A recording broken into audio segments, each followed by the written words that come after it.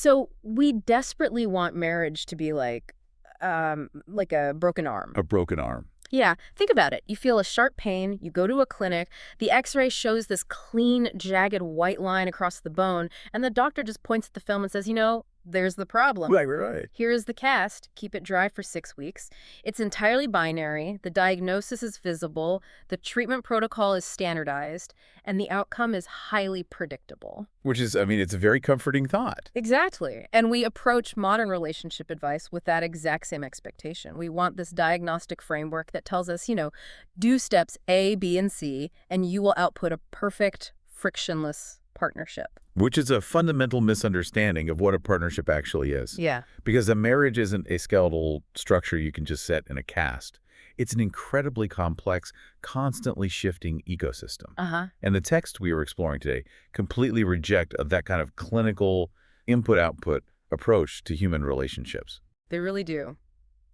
Welcome to the deep dive, by the way. Today, we are immersing ourselves in these classical Islamic texts originating from 7th century Arabia that deal with the underlying psychology of marriage. And we're zooming in on a very specific slice of this source material today. Right, because while other chapters of these historical texts might focus on the logistics, the legalities of contracts, the division of household labor, the pragmatics of raising children, the section we are looking at today focuses exclusively on a concept called muta. Yeah, muta is an Arabic term that requires some careful translation because it doesn't have a direct single-word equivalent in English. Right, it's tricky. It roughly translates to mutual joy, comfort, and a deep, resonant emotional enjoyment of another person.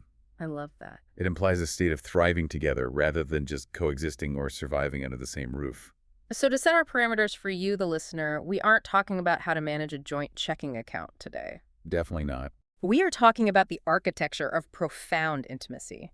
And what surprised me most about this text is that it doesn't give you a dry list of ancient philosophical rules. No, it's incredibly narrative-driven. Yeah, it uses highly specific, vibrant historical narratives, real moments between real people to demonstrate the mechanics of this joy. It shows us the how and the why of emotional intelligence in a 7th century context that somehow maps flawlessly onto modern psychology. What's fascinating here is that the author is essentially arguing that this deep enjoyment, this muta, isn't a happy accident that just happens to lucky couples. Right, you don't just stumble into it. Exactly. It is a highly engineered state of being. And the text starts by outlining the necessary psychological infrastructure. The foundation. Yeah, it argues that before you can reach any level of playfulness or vulnerability, you have to establish a bedrock of psychological safety. Okay, let's unpack this, because psychological safety is a term that gets thrown around in modern corporate HR seminars like a lot. Oh, constantly. So what does the 7th century text actually mean by it?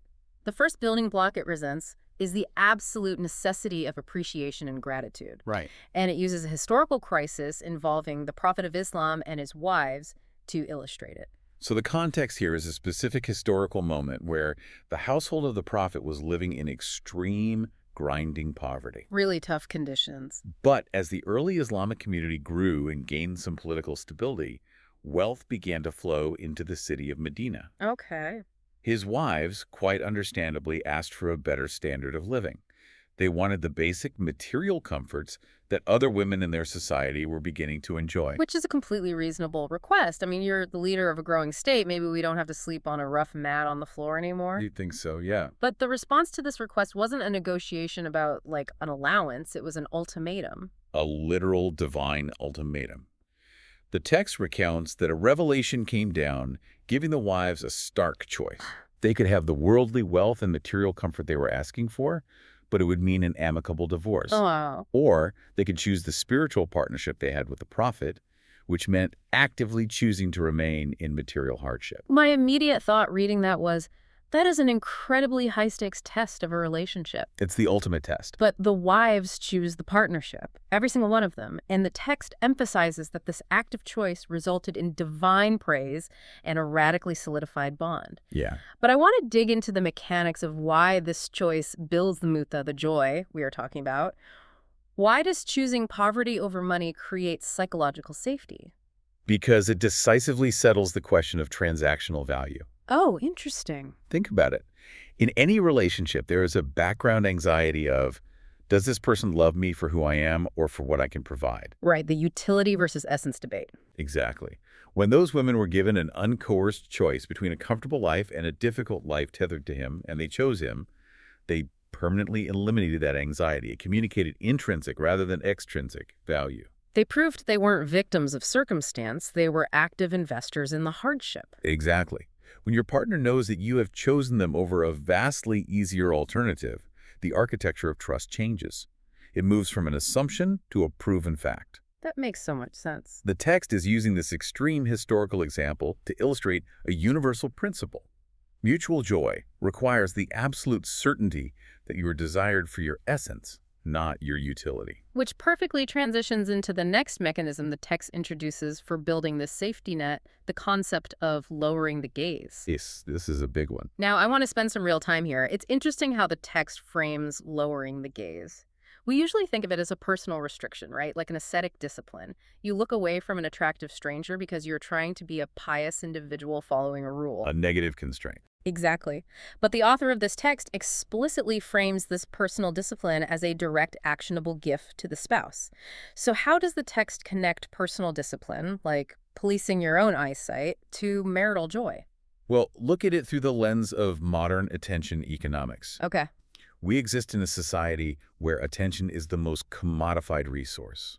In a relationship, your attention is your primary currency. Right. If your partner perceives that your attention is constantly drifting, whether that's scanning the room at a restaurant, lingering on social media profiles, or actively seeking out external validation, it creates a low-grade, constant hum of insecurity. It's like a background radiation of anxiety. Yeah. You're constantly wondering where you rank in an ongoing invisible competition. Precisely. The partner feels they have to continually earn a baseline level of focus that should just be guaranteed. Yeah. What this text is arguing is that lowering the gaze isn't merely about avoiding sin, it's about constructing an impenetrable fortress of exclusivity around your partner. I love that phrase, fortress of exclusivity. When a spouse exercises the intense self-regulation to control where their attention wanders, they are telling their partner, you have a monopoly on my desire. You are not competing with the rest of the world. I see. So it shifts the boundary from a negative restriction like I'm not allowed to look to a positive affirmation. I deliberately choose to withhold my attention from the world so I can concentrate it entirely on you. Exactly. That completely changes the dynamic. It removes the exhausting emotional labor of jealousy. And the absence of that jealousy is what creates the space for mutha. You cannot experience profound, relaxing joy with someone if you are subconsciously worried they are mentally evaluating an upgrade. Wow, yeah. And the text connects this visual discipline directly to the concept of haya, which is another term we really need to decode. It's usually translated as modesty or shyness.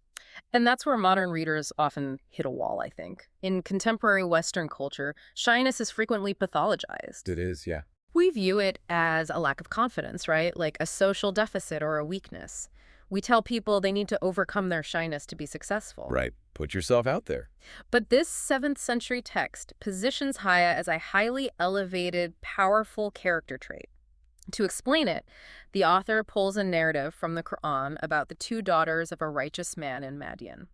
Let's break down the mechanics of this story. Okay, so the scene is a watering well in the desert. Setting the stage. These 2 young women are trying to water their flock of sheep, but the well is crowded with a large group of male shepherds. It's chaotic. Very chaotic. And instead of aggressively pushing their way into the crowd or passively giving up, they hold their flocks back. They maintain a very deliberate physical distance. And when Moses, who is a stranger in town, sees this, he approaches them and asks what's going on. Right. They don't engage in small talk. They give a highly efficient, boundary-driven answer. We do not water until the shepherds drive away their flocks, and our father is a very old man. No unnecessary details. Exactly. They explain their necessity. Their father can't do this labor, but they firmly justify their physical distance. And later in the narrative, after Moses waters the flocks for them, one of the women returns to invite him to their home for a reward. The text specifically highlights her physical demeanor. It says she came walking upon shyness or walking with modesty. So my question is, why is the text holding this up as the ideal standard for a partner? If we are talking about building a joyful, dynamic marriage, why focus on a story about a woman standing quietly away from a well? Because the text fundamentally disagrees with the modern definition of shyness as a weakness. It frames Haya not as a lack of agency, but as the ultimate expression of self-control. Oh, that's a paradigm shift. Think of it like a highly sophisticated network security system, a selective firewall. Okay, I'm tracking. A basic computer might just unplug from the internet entirely to avoid viruses. Right. That's isolation.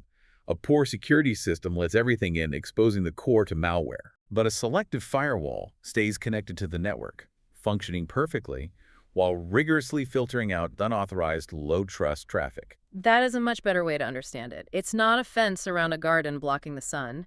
It's a protocol that dictates who gets access to the server. Exactly. These women were not helpless. They were actively managing a flock of animals in a harsh desert environment. They had agency. Yeah, they were getting the job done. But they utilized Haya as a dignified boundary to command respect from a potentially volatile crowd. They refused to participate in the chaotic, aggressive mingling at the well. They held their ground on their own terms.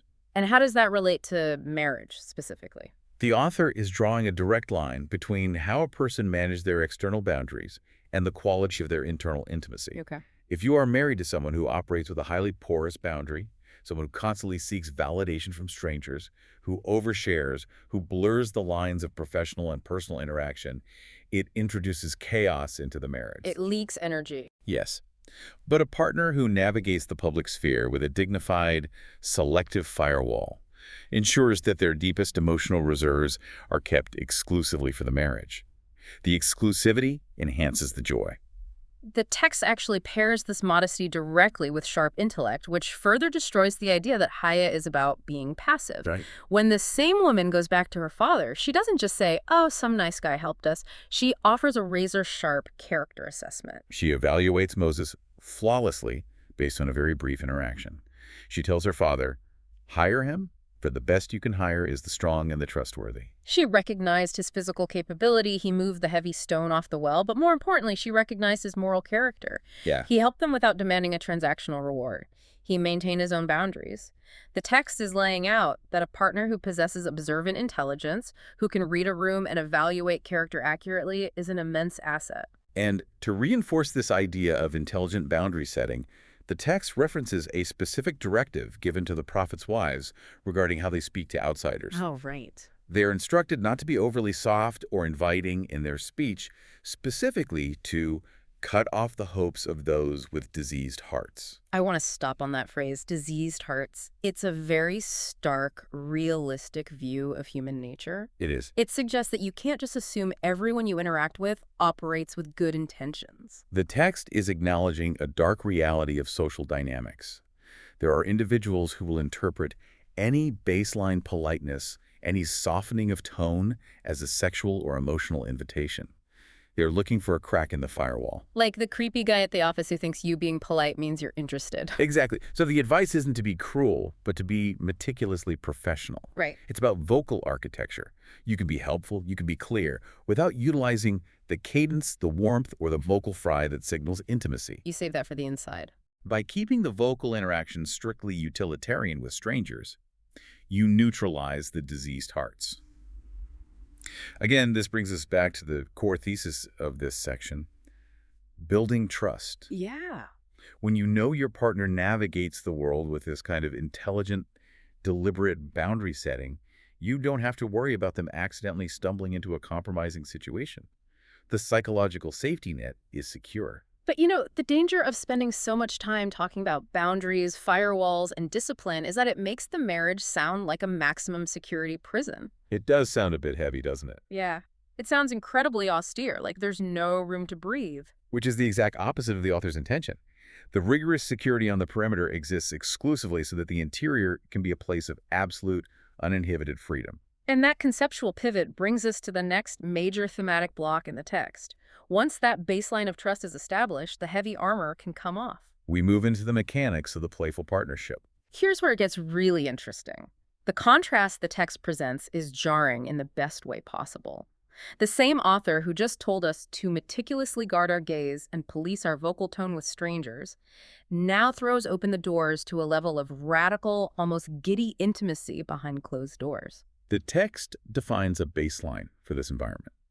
It states that the best woman And by logical extension, the optimal partner is the one who brings joy simply when she is looked at. It's the absence of unnecessary friction. You walk into the house, you see them, and your blood pressure drops. The Exactly. environment is a sanctuary, not a battleground.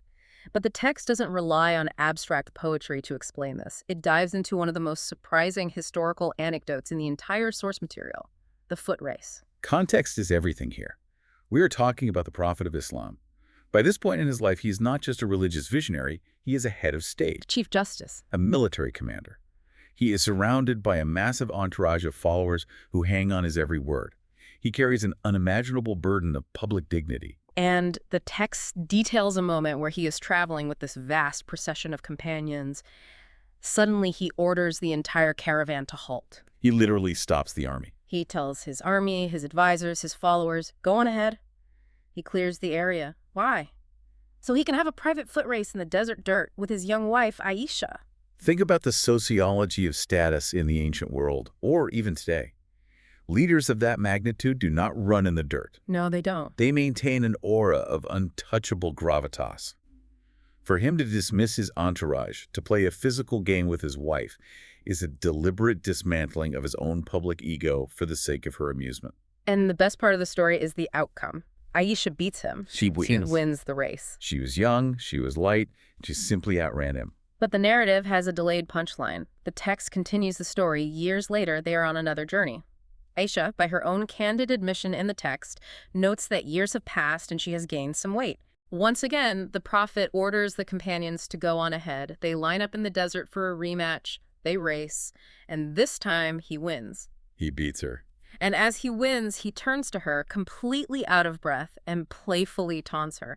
This one is for that. This one is for that one. It is a stunningly human detail. It's a grudge match. He held on to an inside joke, a playful desire for revenge, for years. Yes. My modern brain struggles to reconcile the image of a profoundly serious religious figure holding on to a petty, in the best way, competitive grudge against his wife. That cognitive dissonance is exactly what the author wants the reader to experience. We tend to sanitize historical figures, turning them into marble statues incapable of humor. Right, totally stoic all the time. But this text insists that playfulness is not a frivolous distraction from the serious work of a marriage. It is the mortar that holds the bricks together. Holding on to an inside joke for years requires deep, sustained attention. It requires you to continually view your partner not just as a co-manager of your household, but as your peer, your rival in a game, your friend. Your peer. I think that's the crucial mechanism. When he told his army to leave, he wasn't treating her as a subordinate. He leveled the playing field entirely. Completely. And this dismantling of hierarchies and barriers extends even further in the text, moving from a public foot race into the highly intimate physical routines of their daily life. The text introduces a detail about how they shared food and drink. This is perhaps the most sociologically radical detail the author includes in this section regarding muta. The text describes a recurring intimate habit. Aisha would be drinking from a vessel like a cup or a bowl. The prophet would take the vessel from her, specifically rotate it, and visually seek out the exact spot on the rim where her lips had touched. He would then place his own lips on that exact spot to drink. He did the same thing with a piece of meat on a bone. He would find the exact place she had taken a bite and eat from the same indentation. But the author adds a very specific, highly charged condition to this behavior. He would purposefully ensure he did this while she was menstruating. If we don't apply the anthropological context of the 7th century Middle East, the profound weight of this action is completely lost. We just miss it entirely. Yeah, we might just view it as a slightly quirky romantic gesture. But in the ancient world, and this traverses many different cultures and religions of the time, menstruation was shrouded in severe taboos regarding ritual purity. It wasn't just a biological reality. It was an ontological status. A menstruating woman was often considered spiritually and physically polluting. Precisely. The prevailing cultural mechanics of the time often dictated that a menstruating woman be physically isolated. She was pushed to the margins of the domestic space. She couldn't cook the food, she couldn't sit on the same cushions, and she certainly could not share a drinking vessel with a man, especially a religious leader, without supposedly defiling him.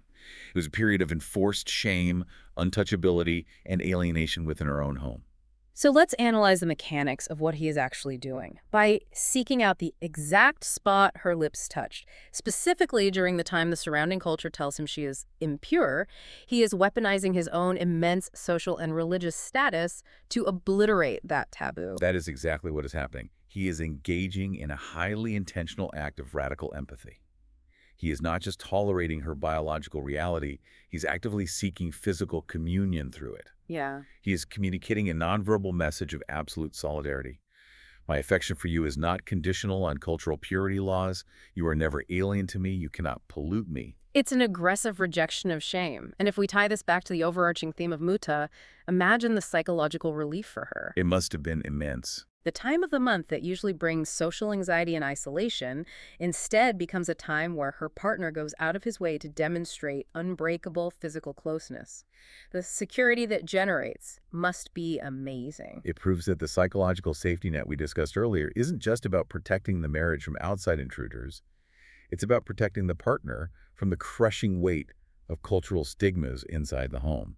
The text provides one more example of this playful, shared baseline, focusing on how they spent their downtime. Oh, the Abyssinians. Yes.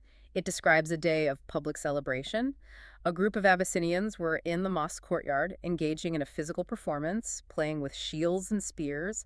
It was a public spectacle, and Aisha wanted to watch. It was the entertainment of the day, display of martial skill and rhythm. So she stands behind the prophet to watch. And the text provides a very specific physical detail. She rests her cheek against his cheek. That physical proximity. Right. They are standing there, physically leaning on one another, taking in the show. And the crucial mechanism here is time. He stands there, acting as her literal viewing platform, and he waits. He doesn't rush her at all. He periodically asks her, "Are you satisfied?" And he refuses to move until she makes the decision that she has seen enough. Contrast this with the typical dynamic of a busy, important man. The instinct would be, I don't have time for this, go watch it yourself. Or to give her 5 minutes before declaring the activity over. To bring it into the modern era, it is the exact psychological mechanism of a couple binge-watching a mindless television show on the couch. Yes.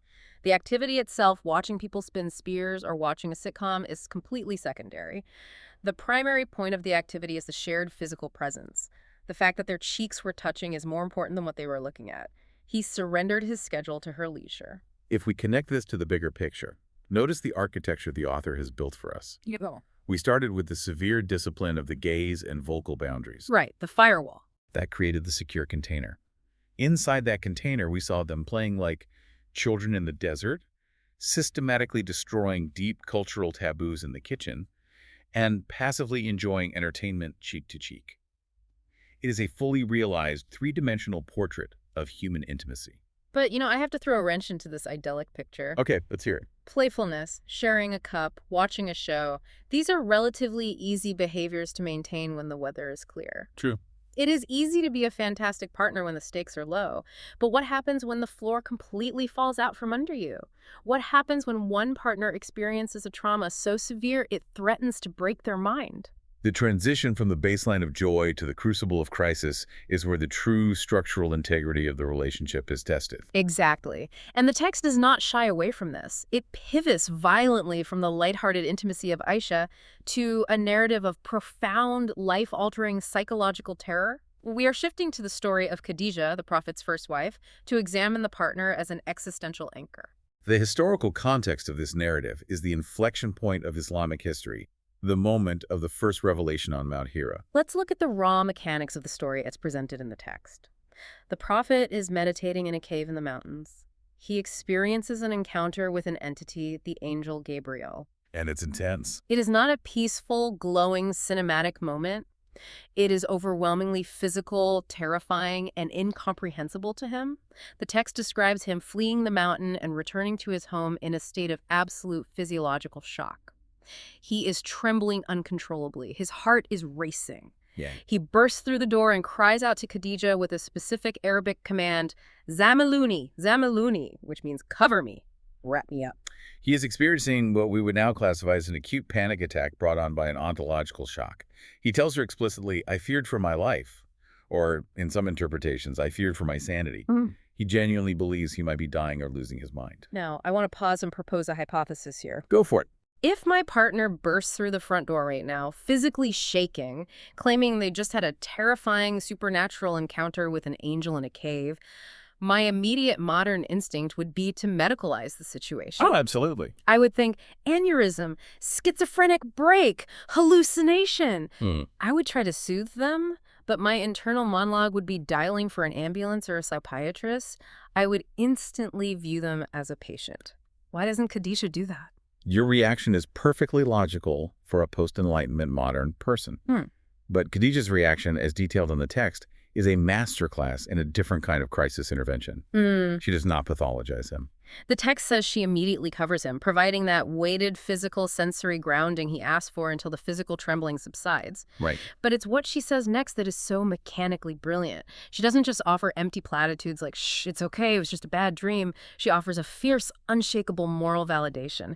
She swears an oath, never, by God, God will never disgrace you. And then she deploys an incredible psychological strategy. She provides evidence-based reassurance. Yes.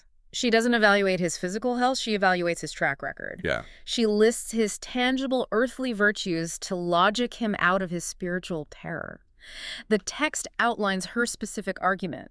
You keep family ties, you bear the burdens of the weak, you help the destitute, you host guests generously, and you assist people in times of genuine, unavoidable calamity. Let's unpack the cognitive mechanism she's using here. When a person experiences a trauma that shatters their reality, they feel entirely untethered. They don't know what is real. They're just floating in panic. Exactly. Khadijah essentially says, I cannot explain the angel in the cave, but I can explain you. I know your data. Yeah. I have watched you operate in this society for years. Wow. She is arguing that a universe created by God does not inflict madness, demonic possession, or random disgrace upon a man whose entire existence is dedicated to the ethical service of the most vulnerable people in society. She uses his social morality as an anchor to secure his spiritual safety. She reminds him of who he is when he is completely forgotten. She acts as an existential anchor. And she doesn't stop with a profound pep talk. She immediately shifts from emotional anchoring to actionable support. She realizes that his experience exceeds her own theological framework. So the text notes, she takes him to her cousin, Waraka bin Nawfal. Which is a crucial detail. Baraka was an older blind man, a Christian scholar who was deeply versed in the Hebrew and Christian scriptures. Right. Khadijah recognizes her own limits. She doesn't let him stew in the ambiguity of the event. She seeks out outside expertise to contextualize his trauma. She takes charge of the logistics of the crisis. And Waraka is the one who provides the historical framing, confirming that the entity in the cave was the same angel of revelation that came to Moses. He validates the experience historically, just as Khadijah validated it morally. The author of the text highlights a specific timeline detail that makes this even more profound. All of this absolute, unyielding support from Khadijah happened before she officially became the first convert to Islam. The religion didn't exist yet as a formalized structure. Exactly. She wasn't supporting him out of religious duty to a prophet. She was a wife, stepping into a terrifying abyss with her husband, driven purely by raw human loyalty and a profound belief in his character. She bet everything on his integrity. And the text makes it clear that the psychological impact of her intervention in that moment created an unbreakable, enduring legacy. The bond forged in that crisis transcended even her death. The text notes that years after she died, the prophet would continually bring her up. He would praise her so frequently and with such intensity that Aisha, the younger wife, who we just discussed racing in the desert and sharing the intimate jokes with, openly admitted to feeling intense, burning jealousy of a woman who was already in the grave. Aisha reportedly said it felt as though there was no other woman in the entire world to him except Khadijah. When pressed on why he couldn't let her memory go, the prophet's own words, as quoted in the text, provide the ultimate definition of marital reliance. Yeah. He said, "She believed in me when people rejected me. She supported me with her wealth when people deprived me." And he concluded with a phrase that stops you in your tracks. "I was nourished by her love." Nourished by her love. It changes love from an emotion into an existential caloric intake. I love that phrase. She provided the emotional sustenance that literally allowed him to survive his hardest, most terrifying trials. The text closes the loop on Khadijah's story with a fascinating theological epilogue. It describes a moment later in life where the angel Gabriel comes to the prophet not with a societal revelation, but with a highly personalized greeting for Khadijah. Right. The angel delivers a promise of a specific, tailored reward from God for her. The author spends considerable time analyzing the exact parameters of this divine reward because it speaks directly to the mechanics of her personality. The text states she is promised a specific house in paradise. It is described as a house made of a hollow pearl. The Arabic word is kasab, but the defining characteristics of this house are what matter. It is a place where there is absolutely no sahab, which means noise, shouting, or tumult, and absolutely no nasab, which means fatigue, exhaustion, or toil. Why this specific architectural design for her afterlife? The text breaks down the poetic symmetry. It's an exact mirror of how she managed her marriage. The author explains that she gets a house with no noise or shouting because she never raised her voice at her husband, she never weaponized words to create a chaotic or toxic environment, and she gets a house where fatigue does not exist because she never caused him emotional exhaustion. Instead, during the most exhausting, terrifying crisis of his life, she was the ultimate source of rest and grounding. It is the ultimate cosmic feedback loop. Her internal character, her ability to be a quiet harbor in a violent storm, becomes her external eternal reality. The text is making a profound argument here. So what does this all mean? It means functioning as a crisis anchor for your partner isn't just about getting through a tough weekend. It is an act of such immense spiritual weight that it reverberates into eternity. It is a breathtaking narrative arc. We have journeyed from the meticulous construction of psychological boundaries into the joyful, taboo-breaking playfulness of the home and down into the terrifying depths of a psychological crisis where the partner acts as the only tether to reality. And we still have one more piece. Right. The text has one final paradigm to present.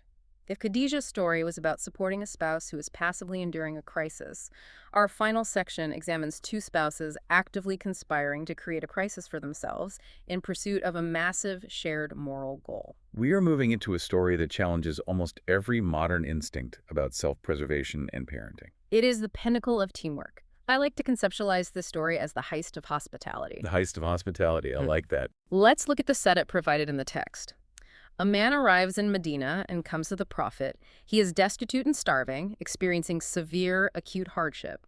The prophet immediately sends messengers to his own various households to gather food for this guest. Right. But the messengers return with a grim reality.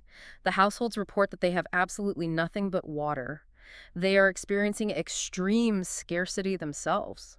So the prophet turns to his congregation, his community, and issues an open call. Oh. Who will host this man tonight? May God have mercy on whoever hosts him. A man from the Ansar, which refers to the local residents of Medina who took in the refugees from Mecca, raises his hand. He volunteers. He says, "I will, O messenger of God." He takes the starving guest and walks him to his own home. But the tension in the narrative spikes the moment he walks through his own front door. He goes to his wife and tells her to prepare a meal to honor the guest of the prophet. And she is forced to look at her husband and reveal a devastating logistical reality. She says, "By God, we have nothing but the food for my children." Let's sit with the excruciating cognitive dissonance of that moment. It's awful. In 7th century Arabia, the cultural economy of honor and hospitality was absolute. To fail a guest, especially one sent by your leader, was a source of immense communal shame. Right. The husband stepped up, desiring the immense spiritual reward of answering the prophet's call. But the reality of their pantry means that fulfilling this spiritual ambition requires starving their own kids. My modern biological instinct screams at this scenario. To modern ears, putting your kids to bed hungry for a stranger sounds intense, maybe even controversial. How does the text want us to frame this? Biology dictates that you feed your offspring first. To override that imperative requires a massive, almost unnatural ideological commitment. Right, so to understand it, we have to look at the concept of the fiqh of priorities, which the text analyzes deeply. This wasn't a standard Tuesday night dinner party. This was a fledgling community surviving on the razor's edge in a hostile desert environment. Their collective survival depended on radical communal self-sacrifice. They viewed this specific, fleeting moment not as an inconvenience, but as an exceptionally rare opportunity for high-stakes spiritual elevation. They decide to go for it, but they can't just hand the guest a meager bowl of porridge while the kids cry in the background because that would humiliate the guest. Exactly. So they formulate a plan, and it plays out exactly like a perfectly synchronized heist movie. The mechanics of the deception are crucial. The text outlines the operation step by step. First, the wife, and it is clear she carries the heaviest burden here, has to manage the children. She distracts them, soothes their hunger, and successfully puts them to bed on empty stomachs. That alone is heartbreaking. Then she takes the meager portion of food and brings it out to the common area. She lights the oil lamp, but as she approaches the lamp, supposedly to trim the wick or fix it, she intentionally extinguishes it. She plunges the room into complete darkness. The darkness is the vital cover for the final phase of the operation. In the pitch black, they place the food in front of the guest. And then the husband and wife sit around the communal platter. They move their hands, they smack their lips, they chew empty air. Wow. They engage in an elaborate audio performance to convince the guest that they are all sharing a hearty, abundant meal. The guest eats his fill, feeling completely comfortable. The husband and wife go to bed with empty stomachs. The psychological layering of this act is astounding. They aren't just solving the guest's biological need for calories, they're fiercely protecting his psychological dignity. Yeah. If they had given him their only food and sat there watching him eat it under the light of a lamp, the guilt would have choked him. He wouldn't have eaten to satiety. The deception is an act of profound empathy. The next morning, the outcome is revealed. The husband goes to see the prophet, who smiles and informs him that God laughed or wondered at their synchronized action the night before. A specific verse of the Quran is revealed, permanently praising their specific demographic, those who prefer others over themselves, even though they are in privation. Now, the source material we are studying doesn't just present this story as a nice fable and move on. The author meticulously dissects the narrative into highly specific analytical points, labeling them A through K, and then extracts 12 distinct mechanical lessons. Yes, the breakdown in the text is where the real value lies for our discussion on marriage. Let's dig into that analysis. Yeah. The text goes out of its way to establish why the wife is the undisputed, unsung hero of this operation. Absolutely. Point C in the author's analysis notes the husband's communication style. He didn't walk into the house and dictate orders. He didn't say, I committed us to this, I don't care about the kids, figure it out. Exactly. He confided in her. He explained the spiritual stakes, that this was the guest of the prophet specifically, so she could share in the formulation of the intention and partake in the ultimate spiritual reward. He treated her as a co-conspirator, not an employee. And point F is fascinating from a conflict resolution standpoint. The author notes that the wife didn't argue. She had a perfect logical argument loaded in the chamber. We have two competing rights here: the rights of the children to survive and the right of the guest to eat. Basic Islamic jurisprudence says the dependents come first. Which is entirely true. Right. But the author points out that if she had initiated that debate, the husband's chest would have tightened with stress, the house would have become a tense battleground, and the pure, unified spiritual intention of the act would have been fractured. She used her immense emotional intelligence to read the room. She recognized the peak of priorities in that specific micro-moment. She realized her husband was reaching for a rare height of spiritual excellence, and she chose to act as the wind at his back rather than an anchor pulling him down to pragmatism. The text zeroes in on the division of labor in point J. The author explicitly notes that while the theory of the sacrifice was shared, the brutal physical execution was carried out entirely by the wife. She bore the heaviest emotional toll of the entire night. The husband got to bring the guest home and feel noble. She was the one who had to look into the eyes of her hungry children. She had to perform the agonizing emotional labor of putting them to sleep without food. She engineered the trick with the lamp. She was the operational linchpin. This raises an important question: how do two people get to that point? The profound marital lesson the author extracts here is about structural alignment. The husband could never, ever have achieved this level of spiritual triumph without a spouse who matched his core values with terrifying precision. Yeah, if she wasn't on board, it fails. If she had rolled her eyes, if she had reluctantly banged the pots in the kitchen, if she'd made the guests feel like a burden, the entire moral architecture of the night would have collapsed. It is the absolute pinnacle of two people operating as a single, unified mechanism. They were so aligned in their desire for this abstract, higher spiritual goal that they moved together flawlessly in the pitch dark. And the text even includes a highly sophisticated ethical observation in point 10 of its breakdown. It notes the permissibility of deception, the theater of pretending to eat when it is utilized for a noble, higher purpose, such as protecting the emotional well-being of a vulnerable guest. It's just brilliant. It demonstrates that their shared moral compass was flexible enough to navigate complex ethical gray areas together on the fly without needing a committee meeting. It redefines what a power couple is. It's not about combined income. It's about a shared capacity for radical sacrifice. And the text suggests that this level of extreme unity, this shared pursuit of a massive, difficult goal, is actually a highly evolved form of muta. Yeah. It is a profound, hard-won joy that comes from looking across the dark room at your partner and knowing, we just did the impossible together. We are a team capable of greatness. Which brings us to the end of the conceptual spectrum laid out in this text. Just think about the sheer breadth of human experience we've covered in analyzing this source material. We started with the absolute necessity of installing a psychological firewall, guarding the gaze, maintaining dignified boundaries with the outside world, creating a sealed container of trust. We saw how that impenetrable external security creates the internal space for a radically playful partnership. Right. The dismantling of egos for a foot race in the desert dirt, the intentional breaking of heavy cultural purity taboos by drinking from the exact same spot on a cup, the quiet joy of surrendering your time to stand cheek to cheek and watch the world go by. Then we explored the terrifying vulnerability of that openness. We saw Khadija acting as the ultimate existential anchor, using logic, historical data, and raw moral loyalty to keep her husband tethered to reality during a supernatural panic attack, earning her an eternal house of pearls symmetrical to the peace she provided. And finally, the Ansari couple, demonstrating the terrifying beauty of absolute alignment. Two people flawlessly executing a synchronized sacrifice in the dark to achieve a communal and spiritual triumph that defied biological instinct. It is a completely different paradigm of marriage than the one we are fed today. And that brings me to a final provocative thought I want to leave you, the listener, with. Let's hear it. In our modern, hyper-individualized world, we are trained to view relationships through a fiercely transactional, consumer-driven lens. We approach our partners with a clipboard, constantly calculating, what am I getting out of this? Are my specific needs being met? Am I doing 50% of the emotional labor? And are they doing their 50%? It's an exhausting auditing process that inevitably leads to resentment. Exactly. But the 7th century source material we explore today completely inverts that framework.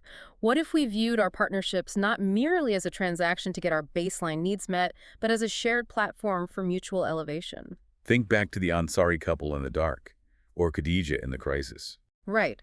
What if you looked at your relationship as a highly specialized team, specifically designed to execute acts of radical generosity, profound empathy, and high moral character that you could never achieve alone? A mechanism for producing a better version of reality. Precisely. If you shifted your perspective to see your partner as your co-conspirator in achieving greatness, where you actively cover their blind spots, protect them from cultural shame, anchor them in their trauma, and help them achieve their highest potential, even when it requires intense sacrifice on your part, how would that profoundly alter the way you love today? It changes everything. We started this deep dive talking about how we want an X-ray for our relationships, a simple binary image of what's broken so we can apply a quick fix. But these classical texts prove that true muta, true resonant joy, doesn't come from a sterile engineering formula. No, it doesn't. It comes from wading deep into the beautiful, terrifying, messy waters of human psychology and choosing day after day to be the secure firewall, the playful rival, the existential anchor, and the partner in greatness. Thank you so much for joining us on this deep dive into the sources. We hope it gave you something profound to chew on as you navigate your own partnerships. Take care, and we'll see you next time. Imagine turning down a marriage proposal from basically one of the wealthiest, most powerful political leaders of your entire era. Right. A literal billionaire of the ancient world. Exactly. Yeah. And you don't turn him down because you don't like him or, because you disagree with his politics. Yeah. You do it because you are just absolutely terrified that you simply aren't good enough for him. The pressure would be immense. It really would.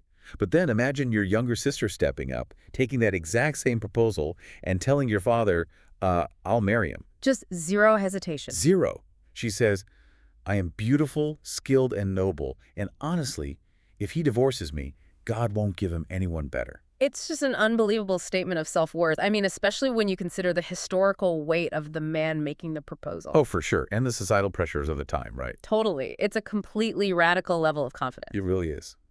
So welcome to the deep dive. You, our listener, you already know the classical text we're pulling from today. Yeah, you're definitely familiar with the foundational rulings in Maqasid Enika, the purposes of marriage. Right, but today we are skipping entirely over the first half of the book. We aren't doing a general overview at all. No, we are zeroing in on a very specific, highly concentrated slice of the text. It's the middle portion, specifically the fourth, sixth. Roughly that 16.67% mark right in the middle of a manuscript. Exactly. And it's where the author makes this just fascinating pivot. Yeah, he shifts from outlining abstract jurisprudence to examining, well, applied historical psychology. He drops the theoretical entirely. He does. He basically asks, how did the most formidable minds in our history actually construct a lifelong partnership? And he does this by dropping us into these rich historical case studies, right? Before transitioning into the deep philosophical metaphors that govern them. Which is such a brilliant way to structure it. Show the history, then explain the philosophy. Right. And the central thread we are pulling through all of this today is the text's examination of that old adage, behind every great man is a woman. Which is such a universal concept, but the way this text approaches it is so specific. It really is. The author uses two distinct historical couples to prove this, and then breaks down the underlying architecture of why it works. But before we get into the stories, we should probably set some ground rules for how we're approaching this. Yes, absolutely. So just a quick impartiality disclaimer here. The source material contains traditional, historically situated views on gender roles. Yeah, and some politically or culturally charged statements that might sound intense to a modern ear. Definitely. So our job today isn't to take sides or endorse or critique these cultural viewpoints. We aren't here to judge the 7th century by modern standards. Right. We are just acting as impartial guides to help you, the listener, understand exactly what the original author is arguing and the fascinating historical context behind it. Exactly. We're just unpacking the logic of the text. Okay, so let's dive straight into that first story I mentioned in the hook. This is the story of Al-Harith bin Auf and a woman named Bahaitha. Such an incredible narrative. But we need some context on Al-Harith first, because to understand the audacity of Bahaitha, we really have to understand the power dynamics at play here. Right, we need to know who she's actually talking to. So who was he? Well, Al-Harith bin Auf was a major chieftain. He was a leader of immense tribal standing, staggering wealth, and significant political influence in pre-Islamic and early Islamic Arabia. So not just a rich guy. No, not at all. He wasn't just a wealthy bachelor. He was a geopolitical force. Wow. So when he decided it was time to marry, he essentially looked around and concluded that no family would dare reject an alliance with him. I mean, why would they? It's like marrying into royalty. Exactly. He rides out to the territory of Oz bin Haritha, who is another highly respected leader, to ask for one of his daughters. So Oz goes into his home, presents this absolute golden ticket of a proposal to his eldest daughter, and she rejects it. Completely out of insecurity. Right. Her reasoning is fascinating from a psychological standpoint. She essentially says, I have a sharp temper and a flaw in my faith. She's hyper-fixated on her imperfections. She really is. She says, he's not a cousin who is obligated to tolerate me. And he doesn't live next door where social pressure would stop him from abandoning me. Which is a very pragmatic calculation on her part. Yeah, she thinks the moment he sees my flaws, he'll divorce me and I'll be ruined. And then the middle daughter gives almost the exact same answer. Which is wild. 2 rejections in a row from the most powerful man in the region. They are just paralyzed by the proximity to power. They are calculating the risk of failure rather than the potential of the union. They assume that a man of Al-Harith's stature demands absolute perfection. Right. And knowing they aren't perfect, they opt out just to protect themselves from the inevitable fall. Which makes the youngest daughter, Bahaitha, so incredibly striking. Oh, her entrance into this story is legendary. The father comes to her, presumably expecting a third rejection, right? I mean, he must be sweating at this point. Oh, he's definitely stressing about how to tell Al-Harith no for a third time. But instead, she delivers that line. I am beautiful in face, skilled in hand, noble in character, and of great lineage. And then the kicker. If he divorces me, God won't replace him with better. Notice the shift in focus there. The older sisters were obsessed with what Al-Harith could do to them. Right, his power to divorce, his power to ruin their reputation. Exactly. But Bahaitha is entirely focused on the intrinsic values she brings to the table. She completely neutralizes the power dynamic by asserting her own irreplaceability. She really does. She basically says, he'd be lucky to have me. But her confidence isn't just a boast, is it? As the text unfolds, we see that this unshakable self-worth is like the necessary prerequisite for what she is about to put Al-Harith through. Oh, absolutely. She puts him through a gauntlet. Because she accepts the proposal, but the moment the ink is dry, she initiates a series of 3 extreme boundaries. Very strict, highly deliberate boundaries. And this is where I struggle a bit with the text from a modern perspective. So I want to challenge the author's framing here. Okay, let's unpack it. Right after the wedding, while still in her father's territory, Al-Harith approaches her to consummate the marriage. Which is culturally standard. Right. But she stops him cold and says, "Are we going to do this here while I am still under my father's roof and alongside my brothers?"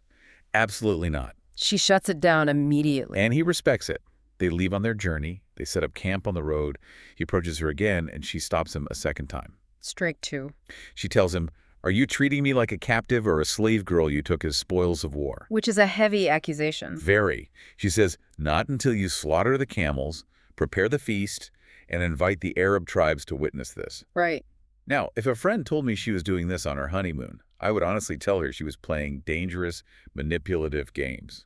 From a modern perspective, it sounds like she's withholding affection to force a man to jump through hoops. Exactly. Why does the text present this as brilliant rather than toxic? Because we really have to read the text through the lens of tribal diplomacy, not modern romantic dating. Okay, fair enough. Bahaitha isn't playing a game. She's establishing a framework of mutual respect. Remember who she is marrying. A man accustomed to taking whatever he wants, whenever he wants it. Precisely. If she yields immediately in her father's house, she acts like a commodity, just something he picked up. Oh, I see. By enforcing that first boundary, she demands he recognize her transition from her father's protection to his own. It's a demand for formal dignity. That makes sense. It's about establishing her status right out of the gate. Exactly. And the second boundary on the road is even more critical. The one where she demands the feast. Right. Because if they consummate the marriage secretly in a tent on the highway, she is essentially accepting the status of a concubine or a passing fancy. Oh, wow. I didn't think about it like that. So it's a legal thing. It's entirely legal and social. By forcing him to stop, slaughter his livestock, and host a public feast, she is compelling him to legally and socially codify her status. As his noble wife in front of all the surrounding tribes. Yes. She is securing her political position before she surrenders her physical vulnerability. That is actually brilliant. She's making him put his money where his mouth is, quite literally. He has to publicly invest in her value. And he does it. He slaughters the camels, the tribe's feast. Her status is cemented. Which brings us to the third boundary, which is like the ultimate pivot of the story. The defining moment of their entire relationship. So they're finally alone in the tent after the feast. Al-Harith approaches her for the third time. Thinking he's finally met all her conditions. Right, and instead of finally yielding, she looks at him and drops an absolute geopolitical bomb. It's stunning. She says, "Do you really have time to be distracted by women while the Arab tribes are out there killing each other?" It's an incredible moment. Yeah. She's directly referencing the War of Dahiz and Al-Gabra. Which was a massive deal. Oh, it was a legendary, devastating conflict between the tribes of Abs and Dubian. This wasn't a minor skirmish. It was a full-blown war. It was a decades-long blood feud that was literally decimating the region. Entire families were being wiped out. So he's sitting there, arguably the most powerful man in the room, expecting to finally enjoy his wedding night, and his new wife essentially questions his priorities as a leader. She completely humbles him. She shames him, in a way, for focusing on his private desires while the public world burns.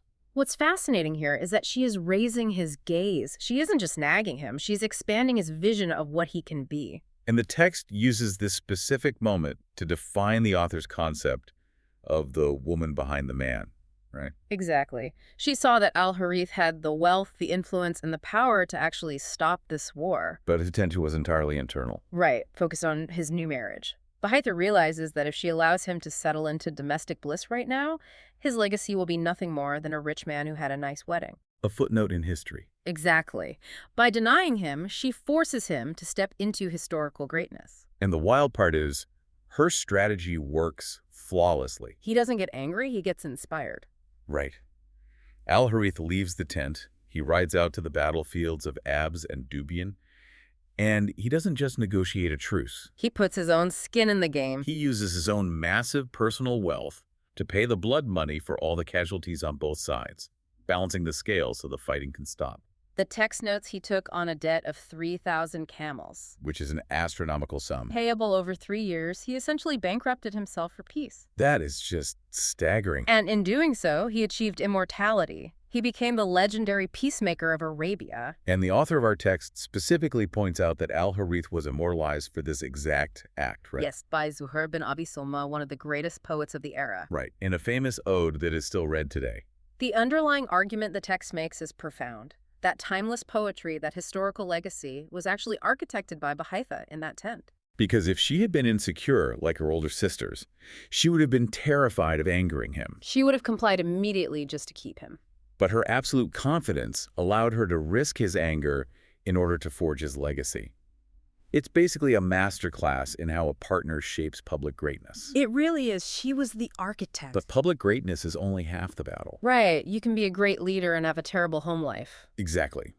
The author clearly recognizes that you can be a geopolitical legend and still have a miserable domestic situation. So the text moves from Bahaitha's macro-level tribal politics down to the micro-level of domestic survival. A completely different scale, but equally important. We get the story of Judge Shirai and his wife, Zainab.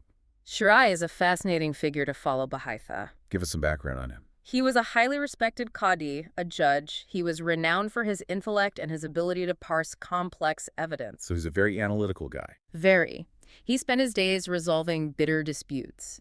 Yet the text suggests that even a master of conflict resolution needs a completely different framework when it comes to his own marriage. Right, so he marries Zainab, a woman from the Tamimi tribe. Mm. And on their wedding night, we don't see the power struggles or the boundary testing we saw with Bahaitha. No, it's a completely different approach. Instead, Zainab executes a strategy of radical, explicit transparency. Right, from the first minute. When Shirai enters, she immediately initiates a joint prayer. Which serves as a brilliant psychological reset. How so? Well, think about the tension of a first night together in that historical context. Two strangers suddenly bound for life. It must have been incredibly awkward. By starting with prayer, she forces a shared physical and spiritual humility. They are aligning themselves with a higher shared value before they even look each other in the eye to negotiate their life together. It strips away the ego before the conversation even starts. Exactly. And then Zainab delivers a speech that is so pragmatic it almost feels like a modern corporate onboarding. It really does. She turns to this famous judge and says, "I am a stranger to you. I don't know your habits, your character, or your preferences." She acknowledges the reality of the situation immediately. Right, and then she says, "So tell me what you love so I can do it, and tell me what you hate so I can avoid it." It's just brilliant. I read that and thought about how many years couples spend in the modern era just guessing. Oh, we rely on passive-aggressive hints all the time. Yes. We get frustrated when our partner doesn't read our minds. We suffer through years of trial and error. Zainab basically bypassed a decade of resentment with one sentence. She hands him a blank user manual and demands he fill it out immediately. That is the perfect way to describe it, a user manual. And for a man like Shirai, whose entire profession is based on clarity, facts, and avoiding ambiguity, this is the ultimate romantic gesture. He must have been so relieved. Oh, absolutely. He responds in kind, explicitly laying out his needs, his boundaries regarding his colleagues, his family expectations. They established the rules of engagement on day one. They leave nothing to chance. But the author of the text doesn't let them just ride off into the sunset, right? No, there's a plot twist. A year later, we get a crucial complication. Zainab's mother comes to visit. The dreaded mother-in-law visit. But Shirai is thrilled. He praises Zainab to her mother, bragging about how peaceful and perfect the year has been. He thinks he's giving a great progress report. Exactly. And then the mother delivers a piece of advice that is, frankly, shocking. It's jarring. It's very intense. And again, we are reading a classical text, so we have to navigate the historical phrasing carefully and remain completely impartial here. Right. We are just looking at what the text says. The mother says, "A woman is in her worst state in two situations, when she gives birth to a boy and when she is highly favored by her husband. If you see something wrong, use the whip." It's an incredibly harsh visual. It really is. And to read this impartially, we have to step out of our 21st century shoes. What is the mother actually diagnosing here beneath the brutal language of the 7th century? Well, if we look past the historical literalism of the word whip and focus on the psychological architecture she is describing, the mother is issuing a profound warning about the rot of complacency. The rot of complacency. Okay, break that down. She identifies the two moments in that specific society where a woman would feel absolute unshakable security. Producing a male heir and being unconditionally adored. Right. Producing a male heir permanently cemented her status in that tribal structure. And knowing she is deeply unconditionally adored by her husband removes any fear of abandonment. So she has zero anxiety about her position. Exactly. The mother's theory is that when human beings, any human beings, feel completely invulnerable, when they feel their position is eternally secure regardless of their ongoing behavior, they stop trying. Entitlement replaces effort. Precisely. It's the danger of feeling like you've permanently won the game. You stop maintaining the relationship because you assume the foundation is indestructible.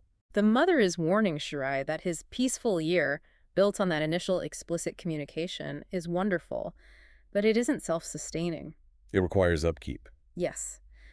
The metaphor of the whip, again contextualized within its era, is the author's way of emphasizing the absolute necessity of maintaining boundaries and discipline. It's not about physical violence. It's about holding a standard. Exactly. The mother is saying, do not let your deep affection blind you to bad behavior.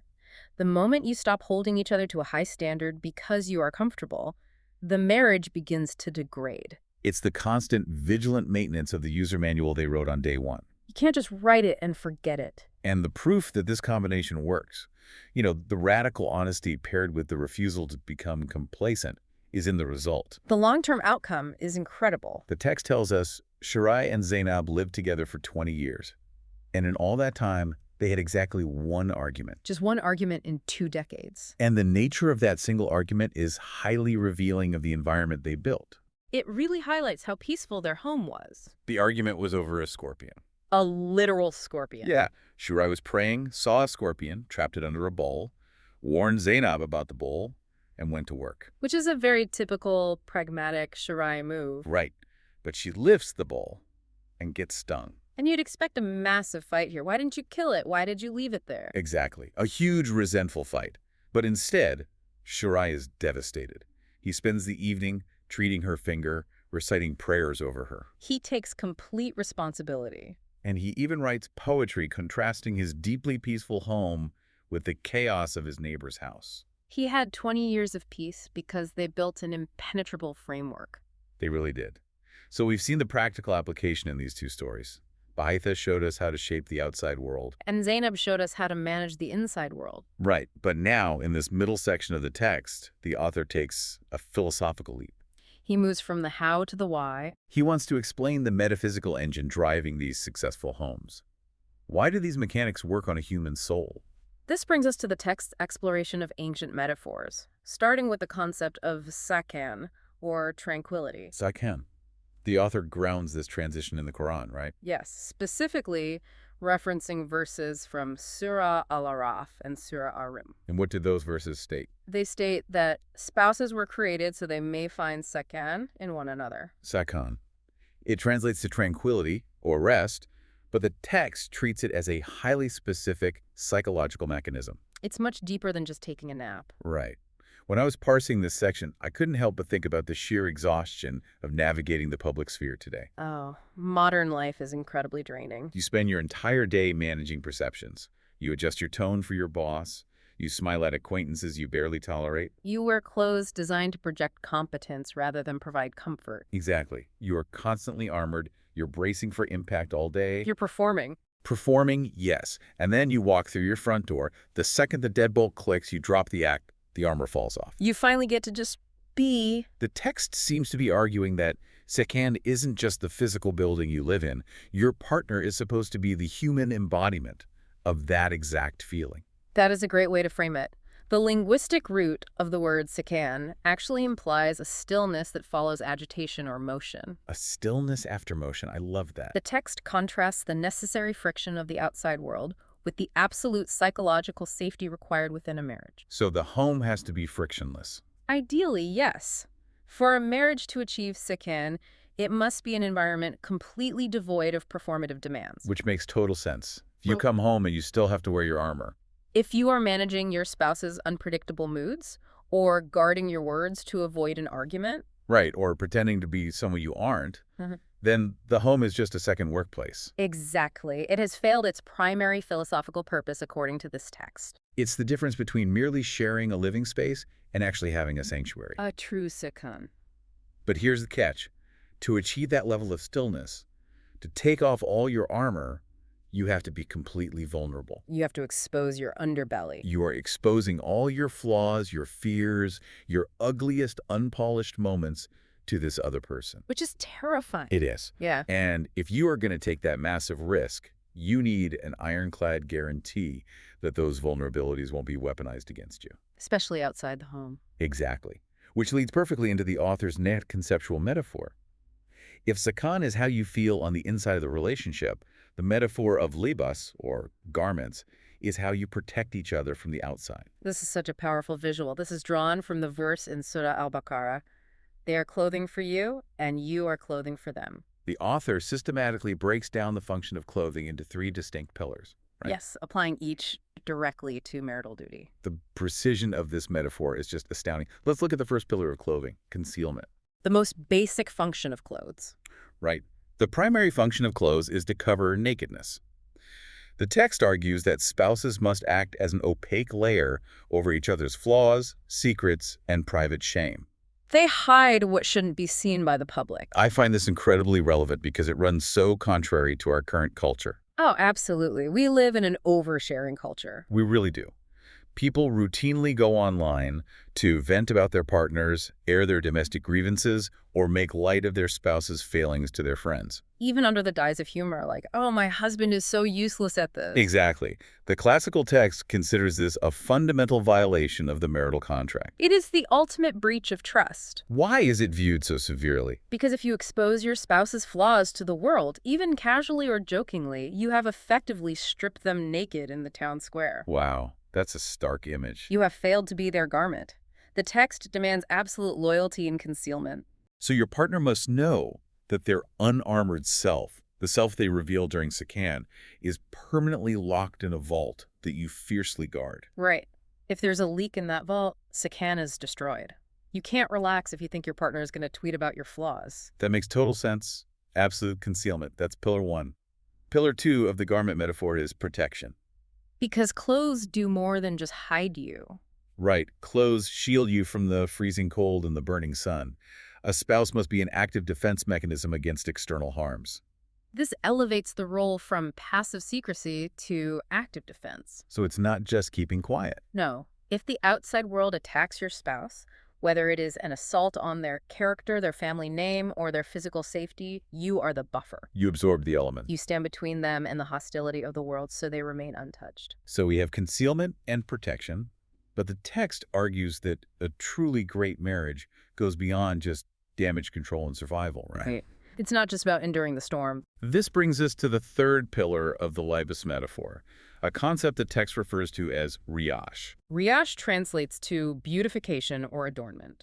So not just basic clothes. Right. It refers to fine clothing, the garments you wear, not just to survive the cold, but to look magnificent. Oh, okay. The author is arguing that a spouse shouldn't just hide your flaws. They should actively elevate your status. They should make you look better to the world than you ever could on your own. Exactly. They are the bespoke suit that makes you look sharper and more capable. And when I read this, it clicked perfectly with our first story. This is exactly what Bahaitha was doing for Al-Harith. Precisely. Bahaitha was the ultimate manifestation of riash. Because she didn't just protect him. No, she looked at a powerful man and realized his historical wardrobe was lacking. He was just a rich chieftain. He looked fine, but he didn't look legendary. Exactly. By forcing him to step up, pay the blood money, and end a massive war, she draped him in the magnificent garment of a legendary peacemaker. She tailored a legacy for him. She adorned him with greatness. It is such a beautiful, cohesive argument. It really ties the whole philosophical section back to the historical case studies. But the author is also a realist, isn't he? Very much so. He knows you cannot maintain this level of sakan, this deep psychological sanctuary, and act as this protective, beautifying garment if you are constantly fighting a war over who is supposed to be doing what. Ambiguity in roles breeds resentment. Exactly. Total chaos in the division of labor destroys both Sican and Levis. Which brings us to the final and definitely the most structurally complex argument in this segment of the text. The architecture of complementary roles. This is where we really have to look at the internal logic of the text impartially. Right. The text introduces the concepts of daraja, meaning degree, and kawama, meaning maintenance or protection. This is the operational engine of the classical household. And again, we are looking at this impartially to understand the logic of the source material. We aren't endorsing or critiquing these historical views on gender roles. Just reporting the framework the author builds. Right. So the author asserts that this highly specialized structure is the only way to sustainably produce the tranquility and protection we just discussed without causing systemic burnout. He completely rejects the idea of identical overlapping roles. The text argues instead for specialized complementary functions. The author lays out a two-pronged argument for why this structure is necessary, right? Yes, a philosophical prong and an economic prong. Let's start with the philosophical one, which is based on innate nature. The text claims men and women are created with different physical and psychological strengths. Designed to excel in different spheres of human existence. Right. Forcing them to do the exact same things, in the author's view, goes against their nature and causes friction. It causes a breakdown in the system. Yeah. But the second prong is what really grounds the argument in hard reality. It is a purely economic argument. Yes, the author points to the strict financial mechanics of the marital contract in that era. Because it wasn't a 50-50 split back then. Not at all. In this system, the man carries an inescapable, absolute financial liability. Break that down for us. What does he have to pay for? He must provide the mar, which is the initial bridal gift, and he is solely responsible for the nafaka, which is the total, ongoing financial maintenance of the household. Rent, food, clothes, everything. Everything. And the critical detail the text emphasizes is that this obligation exists entirely regardless of the woman's personal wealth. So even if she's a millionaire? Even if she could buy and sell him twice over. She could be a wealthy merchant, she could have inherited a fortune, and the man is still legally bound to pay for the food, the shelter, and the clothing. So the financial burden is entirely asymmetrical. Completely. And the text argues that the concept of kawama, this degree of leadership and structural authority, is given to the man specifically as a counterbalance to that massive financial liability. Authority is exchanged for the absolute burden of provision. That's the formula the text presents. But there is a very sharp warning in the text here about what happens if you disrupt this balance, right? Yes, the author issues a profound warning against forcing one person to carry both sides of the equation. Meaning doing the providing and the nurturing. Exactly. If a woman is compelled to enter the brutal, competitive arena of financial provision to keep the family afloat, it consumes the energy required for her primary, monumental role. Which is cultivating the Sican. Right. You cannot be the unarmored sanctuary of peace if you are spending all your energy fighting in the financial trenches. That makes a lot of sense from a burnout perspective. The text argues that overlapping roles lead to a competitive exhaustion where neither the financial provision nor the domestic tranquility is achieved properly. The system crashes because everyone is doing everything poorly instead of doing their specialized task perfectly. I really want to pause on how the text views that domestic role.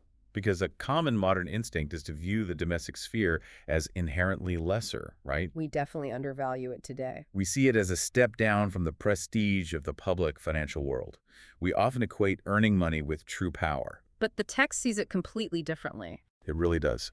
The text quotes a poem that completely reframes this. The mother is a school. If you prepare her, you prepare a nation of noble roots. That is such a powerful line. The author views the domestic sphere not as menial labor, but as high-stakes civilization building. Nation building.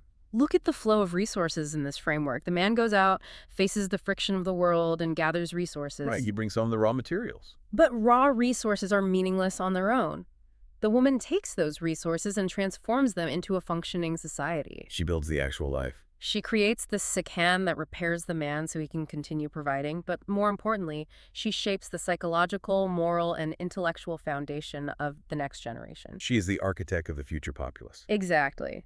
The text is arguing that true equality isn't achieved by having a man and a woman do the exact same overlapping tasks. Because then no one is focusing on the deep work of either sphere. Right. True equality is achieved through indispensable, highly specialized contributions. The man secures the perimeter and funds the operation. The woman creates the life and the future inside it. If either one stops doing their specialized job, the entire structure collapses. It is a closed-loop engine of profound interdependence. The man carries the financial weight so the woman doesn't have to. Which allows her the energy to build the sanctuary of Sakan. And that Sakan provides the man with the psychological rest he needs to go back out and carry the financial weight again the next day. And when you look at it holistically, you realize that this highly specialized foundation is exactly what allowed Bahaitha to confidently architect Al-Harith's historical legacy. It's the underlying infrastructure of her confidence. Yes, it is the framework that allowed Zainab and Shirai to build 20 years of unbroken peace. It all rests on this understanding of specialized teamwork. It is incredible how much depth the author packed into just this one segment. Just the 16.67% of the book. We've journeyed from the high-stakes, legacy-defining boundaries of Bahaitha to the radical day-one transparency of Zainab. We've explored the necessity of fighting complacency, which is so crucial. And the profound psychological relief of Sakan. Not to mention the absolute duty to be a protective, beautifying garment for your partner. And we've seen the rigorous structural logic the author claims is required to hold it all together.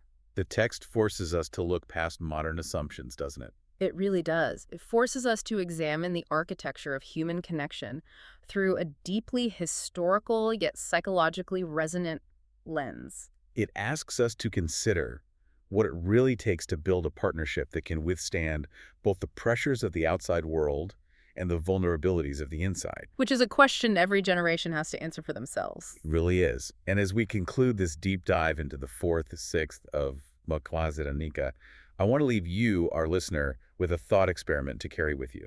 Something to mull over. Exactly. It's a question we didn't explicitly answer, but it lives at the very core of the metaphors we unpack today. Let's hear it. Think about your closest relationship right now. In the chaotic grind of daily life, have you slipped into functioning merely as roommates, just splitting the bills and surviving the week? Which is so easy to do. It is. Or are you actively acting as libus a garment? Are you consciously and fiercely concealing your partner's vulnerabilities from the harshness of the world, while simultaneously acting as riash, actively beautifying their strengths so they shine brighter than they could alone? That's a high bar. It's the highest bar.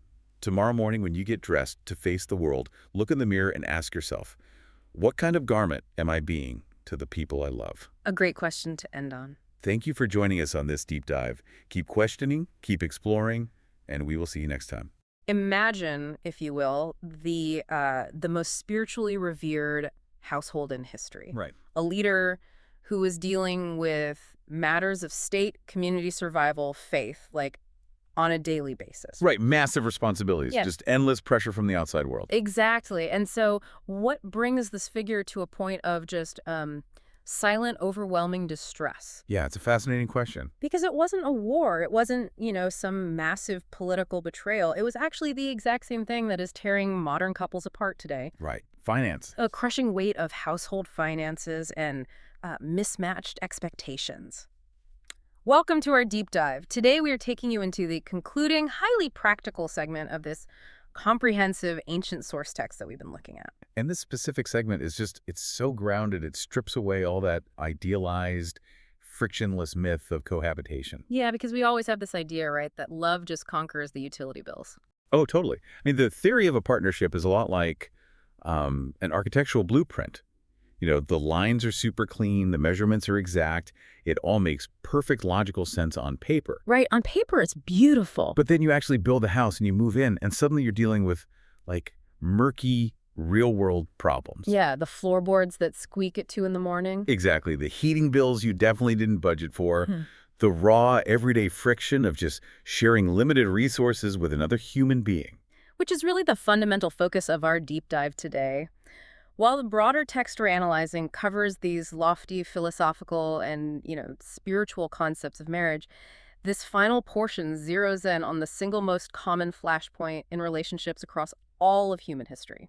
And it does so by leaning right into the friction. It really doesn't pull any punches. No, it doesn't. It uses historical precedent specifically, a very intense financial dispute in the household of the Prophet Muhammad, to extract some incredibly practical wisdom. Yeah, wisdom about how to prevent a relationship from just collapsing under the weight of unmet expectations. It establishes right out of the gate that negotiating limited resources is this universal human challenge. Right, and it doesn't spare anyone. Not even the most respected spiritual echelons are immune to this. Absolutely not. So let's actually start right inside that household, because the crisis of expectations we see there is just incredibly revealing. Yeah, let's get into it. So the text details this specific event where the wives of the prophet asked him for more financial support. Right. The term used there is nafaka, which basically covers your core provisions. Yep. Housing, food, clothing. And they were asking for a higher standard of living, right? More material comfort than he actually possessed at that time. Yeah, that's the core of the conflict.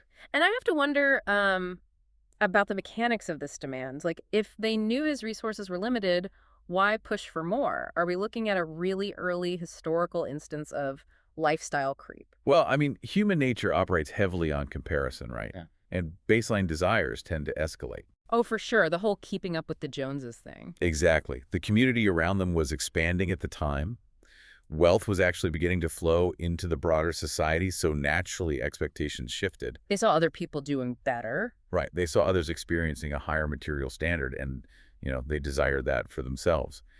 The distress here really comes from the widening gap between that new expectation and the provider's actual unchanged material reality. And the reaction to this demand is what I just find so fascinating. He doesn't yell, he doesn't argue back and forth with them. No, he doesn't. The pressure actually causes him such significant distress that he physically withdraws. He sits in silent frustration, separated from everyone, just completely overwhelmed by this domestic standoff. Yeah, and from a psychological standpoint, that kind of withdrawal is really heavy. Yeah. It speaks to the crushing burden of feeling inadequate as a provider. Which is a feeling that instantly paralyzes you, rather than, triggering a loud argument. Right. John Gottman, the renowned relationship researcher, he talks a lot about this. He calls it stonewalling or physiological flooding. Physiological flooding? That sounds intense. It is. It's when the nervous system is just so overwhelmed by a conflict that it perceives as entirely unresolvable, the organism simply shuts down to protect itself. Wow. So it's basically a survival mechanism. Exactly. And think about the context here. Here is a leader who mediates incredibly complex community disputes, life or death situations, right? Yeah.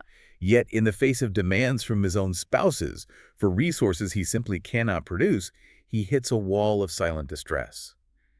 It humanizes the situation so profoundly. It really does. It shows that domestic financial pressure, it bypasses our higher logical reasoning completely and attacks our core sense of safety. It attacks our adequacy.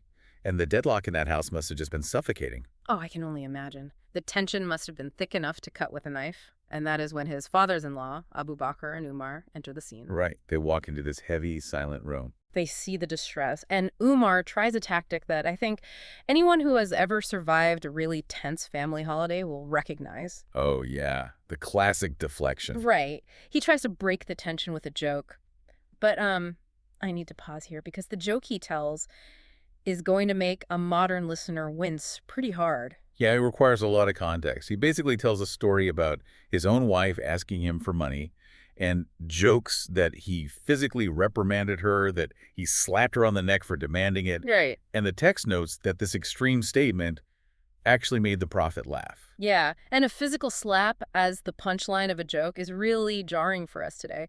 We have to contextualize what is actually happening in this room. Like, is this an endorsement of violence, or is this specific psychological mechanism operating in a 7th century context? Context is absolutely everything here.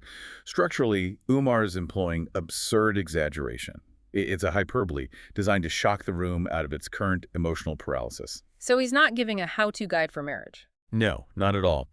He assesses the heavy, suffocating silence of this financial dispute and uses a grotesque, exaggeration of domestic discipline to essentially say the demands of our households are driving us all to madness. Okay, that makes sense. The laugh it elicits isn't like an endorsement of the act itself.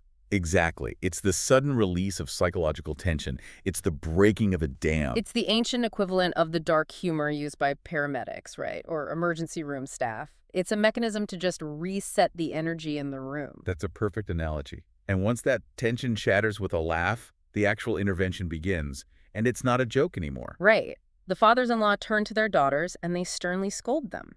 They act as these external reality checks, basically reprimanding them for demanding what their husband simply does not have to give. They step in to realign that fundamental disconnect between expectation and material reality we're talking about. Which is sometimes necessary, right? Yeah. Oh, absolutely. An outside party often has to serve as the mirror in these situations because when you are inside the relationship, the demands feel entirely justified by your own internal logic. Right. You get trapped in your own perspective. Yes. The intervention essentially says your internal logic is completely detached from the external reality of this household's actual ledger. But the ultimate resolution to the standoff doesn't just come from an accounting lecture by the dads. No, it goes much deeper than that. The text explains that the final resolution came through a divine revelation known as the verse of choice, and it presents the wives with a really stark ultimatum. Very stark. They're told, choose the material world and its adornments, and you will be released gracefully, meaning granted a peaceful divorce and provided for, or choose God, the messenger, and the hereafter. The fundamental line in the sand. It is, but I have to challenge this a bit. To a modern ear, solving a marital dispute over finances with a take-it-or-leave-it ultimatum sounds, well, incredibly harsh. It sounds coercive. Exactly. It sounds coercive. How is an ultimatum considered divine wisdom rather than just a heavy-handed threat to shut down a conversation about living standards? That's a really important question. An ultimatum is toxic when it is used to manipulate someone into accepting abuse or neglect. We have to be clear about that. Right. But in this specific framework, the ultimatum is functioning as an exposure of the foundational contract of their relationship. Okay, how so? It strips away all the bickering over degrees of comfort and forces a confrontation with core values. By putting a graceful, provided-for exit genuinely on the table, it removes the coercion of feeling trapped. Ah, I see. So it's not a threat, it's an actual choice. Yes. It essentially says, if material wealth is your primary goal, that is a completely valid pursuit, but you will not find it in this specific partnership. You are free to seek it elsewhere, and we will ensure you are okay as you leave. That does change the tone quite a bit. It forces prioritization. When the option of leaving for material comfort is presented as a real, non-punitive path, it really clarifies the mind. You have to sit down and ask yourself, is the lifestyle more important to me than the person and our shared mission? Exactly. And the text notes that every single one of them chose the latter. They opted for the spiritual path and the partnership over the material adornments. And the psychological mechanics of this, it resets the entire foundation of the marriage, doesn't it? Completely. It wasn't about suppressing their desire for comfort. It was about consciously recommitting to the reality of their specific shared life. Right. When you actively choose to stay despite the lack of resources, you surrender the resentment of not having those resources. You own the choice. That is so powerful. I want you, the listener, to really think about the times in your own life when external financial pressures have tested the core bond of your partnerships or even your friendships. Yeah, it happens to everyone. A sudden job loss, right? A medical bankruptcy, or just a period where you are barely scraping by. Money acts like an absolute X-ray on the foundation of a relationship. That's a great way to put it. It reveals all the hidden microfractures. Yeah, it really does. It forces you to ask, are you anchored to the lifestyle the partnership provides, or are you actually anchored to the partner? Establishing that expectations must align with reality prevents the relationship from fracturing when things get tough. But of course, that naturally begs a massive logistical question. Which is? If expectations have to be managed, who actually defines the reality? You can't just tell a partner to be endlessly happy with absolutely nothing, right? Because severe deprivation destroys relationships just as quickly as unrealistic demands do. Exactly. What is the baseline? You can't just say we have nothing, deal with it, if that's not actually fair or true. And the source text addresses this directly, which I love. It really does get into the weeds here. It lays out highly specific rules for nafaka, that financial support we mentioned, covering housing, food, and clothing. Now, I went into this expecting a rigid, ancient spreadsheet, like a literal list saying, you must provide X amount of grain and Y amount of fabric per week. Right, a lot of ancient texts are exactly like that. But there is no flat rate here. There is no universal minimum wage for marriage in this text. No, the framework operates on a sliding scale. The golden rule established by the text is that nafaka is explicitly scaled to the husband's financial capability. Okay, so his ease or his hardship dictates the baseline. Exactly. The wealthy man provides according to his wealth, and the man with limited resources provides from what he has actually been given. So it's purely proportional. But how does this play out in practice? I mean, in a traditional framework where one partner is the designated provider, what prevents that provider from perpetually claiming hardship just to hoard resources? Right, that's the obvious loophole. Yeah. If I make a fortune but I tell my partner times are tough, I can keep them living on a shoestring budget while I build my own wealth on the side. Well, the text cites a specific legal precedent to close that exact loophole. It presents the story of a woman named Hind. Okay, tell me about Hind. So Hind goes to the authorities, and it's important to note she's not just complaining to a friend over coffee. She is bringing a formal legal grievance. She's escalating it. Yes. She states her husband is incredibly tight-fisted. He has the financial means, but he is actively refusing to provide adequately for her and her children. And the ruling she is given empowers her to completely bypass his stinginess. Really? What's the ruling? She is told to take reasonably from his wealth what suffices her and her children. Take reasonably. Wow, that is a profound legal empowerment for that era. It is. It isn't endorsing theft, obviously. It is enforcing proportional equity. Right, it anchors her action in the community standard of what is reasonable based on his actual verifiable wealth.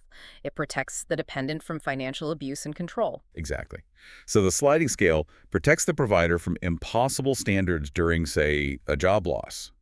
But it simultaneously forces the wealthy provider to elevate the household standard of living when times are good. It's a two-way street. And the absolute floor of this system, the ultimate baseline test of fairness, is that the husband must feed his wife what he eats and clothe her as he clothes himself. No extreme disparities in the household. Proportional equity. That entirely destroys the master-servant dynamic. It really does. If the provider is eating premium, dry-aged steak, the dependent cannot be fed leftover scraps. If the provider is wearing tailored silk, the dependent cannot be wearing rags. The standard of living is inextricably linked. I think about modern financial infidelity here. Oh, that's a huge issue today. The simmering resentment that destroys so many modern marriages often stems from separate financial realities existing within the exact same house. Right. One partner is secretly buying expensive hobbies, going to lavish lunches, or hoarding a separate savings account, while insisting that the household budget is too tight for the other partner to buy basic necessities. It's toxic. The text's rule of eating what he eats is essentially a mandate for a shared fate. A shared fate. I love that phrasing. Because a shared fate forces empathy.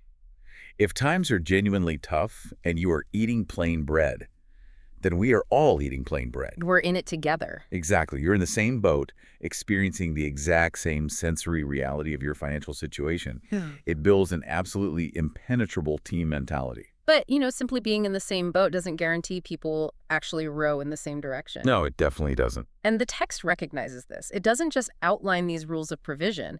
It categorizes how human beings psychologically respond to being in that boat. It outlines 4 distinct archetypes of partnership based on how a person reacts to financial provision. And this section of the text is just a masterclass in cognitive behavioral profiling. It really is. It breaks down these reactions into 4 tiers, starting with what it considers the absolute lowest level of partnership. The denial. Right, the denier. The text describes the denier as someone who, even if treated perfectly and generously for an endless amount of time, reacts to a single mistake or a single denied resource by saying, "I've never seen any good from you." It's brutal. That is a devastating sentence to hear from a partner. I want to understand the mechanics of this. Like, why does someone's brain delete years of positive history over one negative event? You can think of the denier's psychology like a corrupted hard drive. Okay, I'm tracking. In a healthy psychological system, new data, even negative data, is simply added to the existing archive. You remember the 10 good years, even when the current week is terrible. They have perspective. Right. But a corrupted drive encounters one line of bad code and overwrites the entire disk. "I have never seen any good from you" is an extreme form of cognitive distortion known as emotional reasoning. So they feel angry in the present moment, so they just rewrite the past to justify the current intensity of their anger. Precisely. And it is psychological poison for a relationship because it induces profound learned helplessness in the provider. Learned helplessness, Yeah. because nothing they do matters. Exactly. If the provider realizes that a decade of sacrifice, provision, and care can be entirely erased by a single misstep, they just stop trying. Why put in the effort to build an archive of goodwill if your partner is just going to format the drive the very next time the budget gets tight? It's scorekeeping, but where the score resets to 0 the moment you slip up. Right. That is definitely the bottom tier.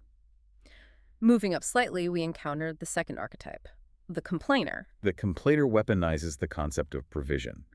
This archetype is characterized by demanding luxuries that go far beyond the obligatory needs, beyond that baseline of proportional equity we just discussed. Right. And if the husband cannot or does not provide these extra arbitrary luxuries, the complainer accuses him of stinginess. So the complainer completely rejects the reality of the sliding scale. They impose their own vision board onto the relationship, and if the math doesn't support the vision board, they don't blame the math. They blame the partner's character. Exactly. You aren't broke, you are just a bad, stingy provider. It creates an environment of constant manufactured inadequacy. The provider is no longer managing a shared household. They are just desperately trying to appease an ever-moving goalpost of material demands. And doing it under the constant threat of character assassination. Which sounds completely exhausting. Which leads us to the third tier, the exacting. Ah, the exacting. The text says this person demands her exact rights, overlooking nothing. Now, on paper, this actually sounds fair to me. Like, they aren't rewriting history like the denier, and they aren't demanding impossible luxuries like the complainer. They just want what the contract dictates. It does sound fair on paper, but operating strictly by the letter of the law is actually a form of malicious compliance in a marriage. The malicious compliance. Yeah. The exacting partner operates a purely transactional relationship. They act as a constant auditor. They say, you owe me X, Y, and Z based on the rules, and I will ensure I get exactly X, Y, and Z. It strips all grace, flexibility, and warmth right out of the home. It sounds exhausting for the nervous system, honestly. Yeah. If you are having a terrible week, maybe you're sick or stressed at work, and you drop the ball on household duty, the exacting partner is standing there with a clipboard pointing out the breach of contract. Right. There is no slack in the rope. None. And a relationship cannot survive long-term without slack. The broader text repeatedly emphasizes terms like mawada and rama, love and mercy, as the true foundation of a marriage. And the exacting archetype possesses neither. Exactly. They have replaced mercy with accounting. Which brings us to the ultimate ideal, the pinnacle archetype in this framework, the altruist. The altruist. This archetype completely transcends the transactional nature of the lower tiers. Right. The text describes this archetype as someone who is patient with hardship, deeply grateful during times of ease, and crucially, this is the big one, generously contributes their own resources to the household when needed. Yes, and the text highlights a specific historical example to really illustrate this, which is the story of Zainab. Let's talk about Zainab. So, Zainab possessed her own independent wealth, specifically designated for charity. But instead of keeping her finances completely siloed from her husband's struggles, she actually went to the prophet to ask if she could give her charity wealth directly to her own husband and the orphans in his care. Because her husband was struggling financially? Yes, and the prophet's response validated this approach entirely.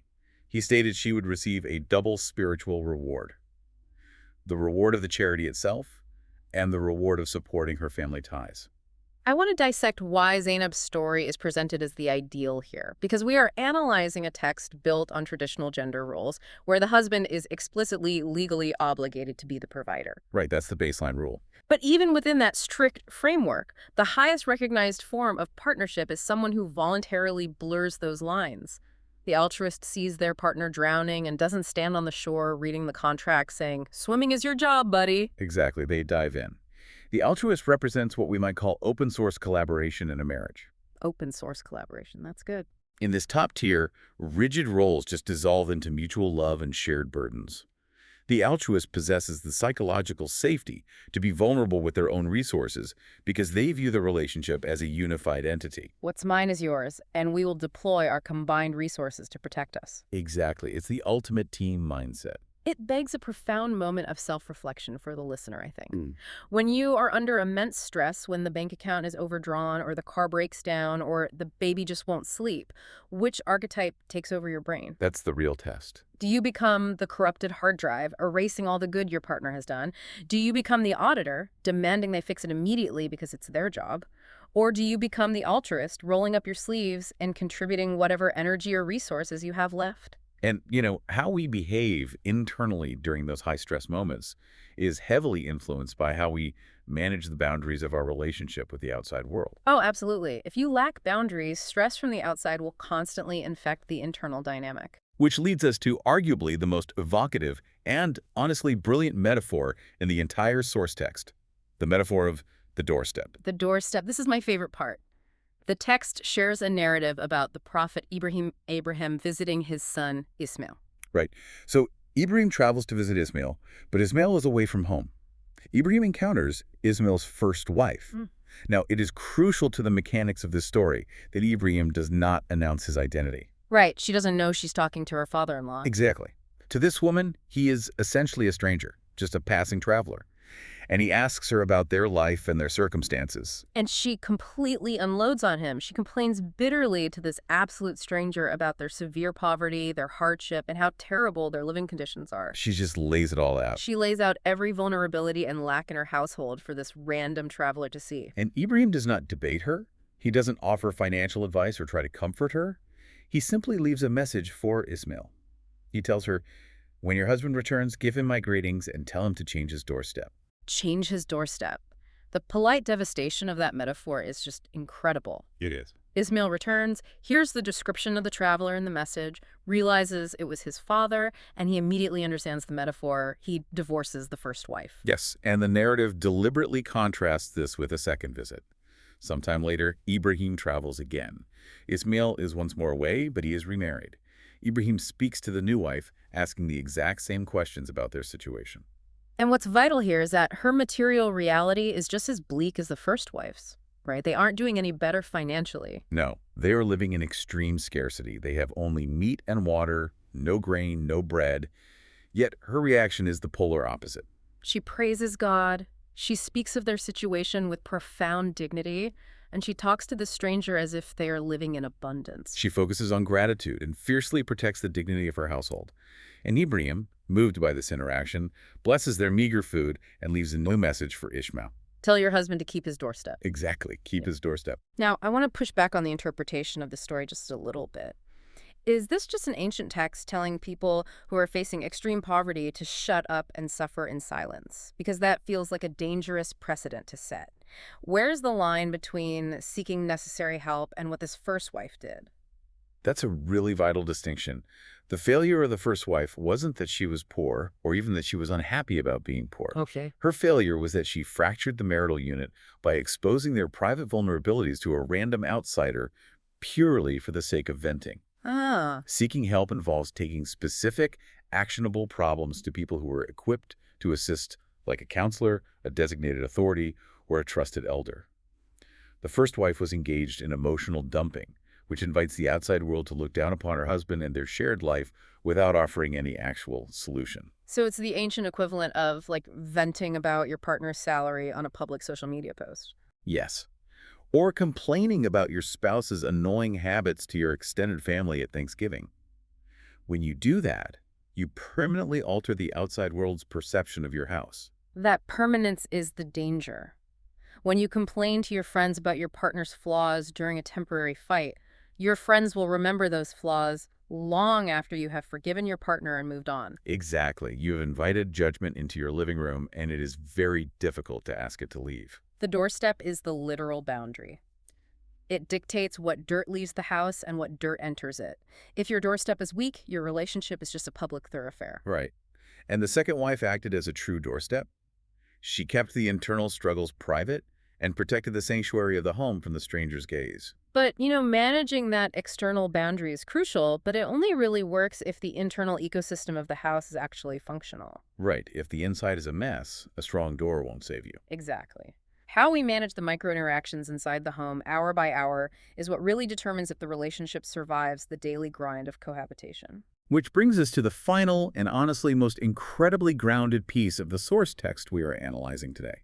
I love this part. It is a famous list of 10 advices given by a wise mother to her daughter on the eve of her wedding.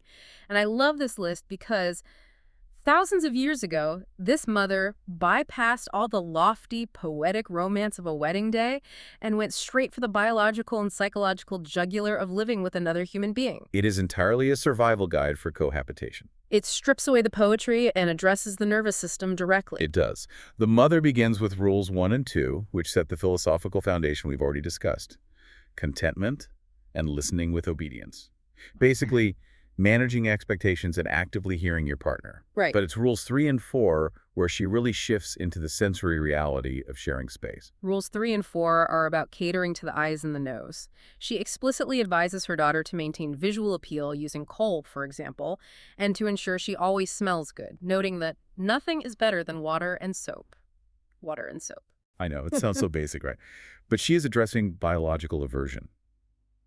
When you live in close physical proximity with someone for decades, the initial dopamine rush of romance inevitably fades. Oh, yeah. The honeymoon phase ends. And you are left with the raw sensory data of another mammal. Do not underestimate the power of basic hygiene and aesthetic effort. It is the slow death of a relationship by 1,000 sweatpants. It is so easy to reserve all your effort, your good clothes, and your expensive perfume for strangers at the office, and then bring your worst, most unwashed self home to your partner. And the mother is reminding her that the physical senses matter immensely in maintaining baseline attraction and harmony. It's just respect, honestly. Yes, and then she moves from the sensory directly into the physiological with rules 5 and 6. These are arguably the most practical, universally applicable pieces of advice in the entire text. She commands her daughter to fiercely respect meal times and sleep schedules. Yes, and the reasoning she gives is pure, undeniable truth. She says, hunger is a burning flame and disturbed sleep is a source of anger. Thousands of years before modern psychology coined the term, this mother perfectly described the concept of being hangry. She nailed it. She is acknowledging that human beings are biological creatures long before they are logical, romantic, or spiritual creatures. Right. If your partner's blood sugar has crashed, their prefrontal cortex, the part of the brain responsible for reason and empathy, is literally compromised. Exactly. And if they are suffering from sleep deprivation, their amygdala is hyperreactive. Modern couples therapy often uses the acronym HALT. HALT. Don't engage in conflict if you are hungry, angry, lonely, or tired. HLT, I like that. Yeah, because if you poke a starving, sleep-deprived bear to talk about the household budget, you are going to get mauled. It has nothing to do with whether they love you. Their nervous system is literally on fire and perceiving you as a threat. So this mother is essentially saying, manage the biology first. Feed them, let them sleep, allow their physiological baseline to settle, and then only then address the complex cognitive issues of the relationship. Respecting those biological boundaries isn't just about avoiding fights. It is a profound act of care. It's co-regulation. It is. Moving down the list, Rules 7 and 8 advise protecting the home, the wealth, and the children. Which directly mirrors the altruist archetype we discussed earlier. It does. It's the mindset of treating the household resources as a shared fortress that you are both actively defending, nurturing, and optimizing, rather than a bank account you're individually extracting from. It establishes mutual stewardship. Right.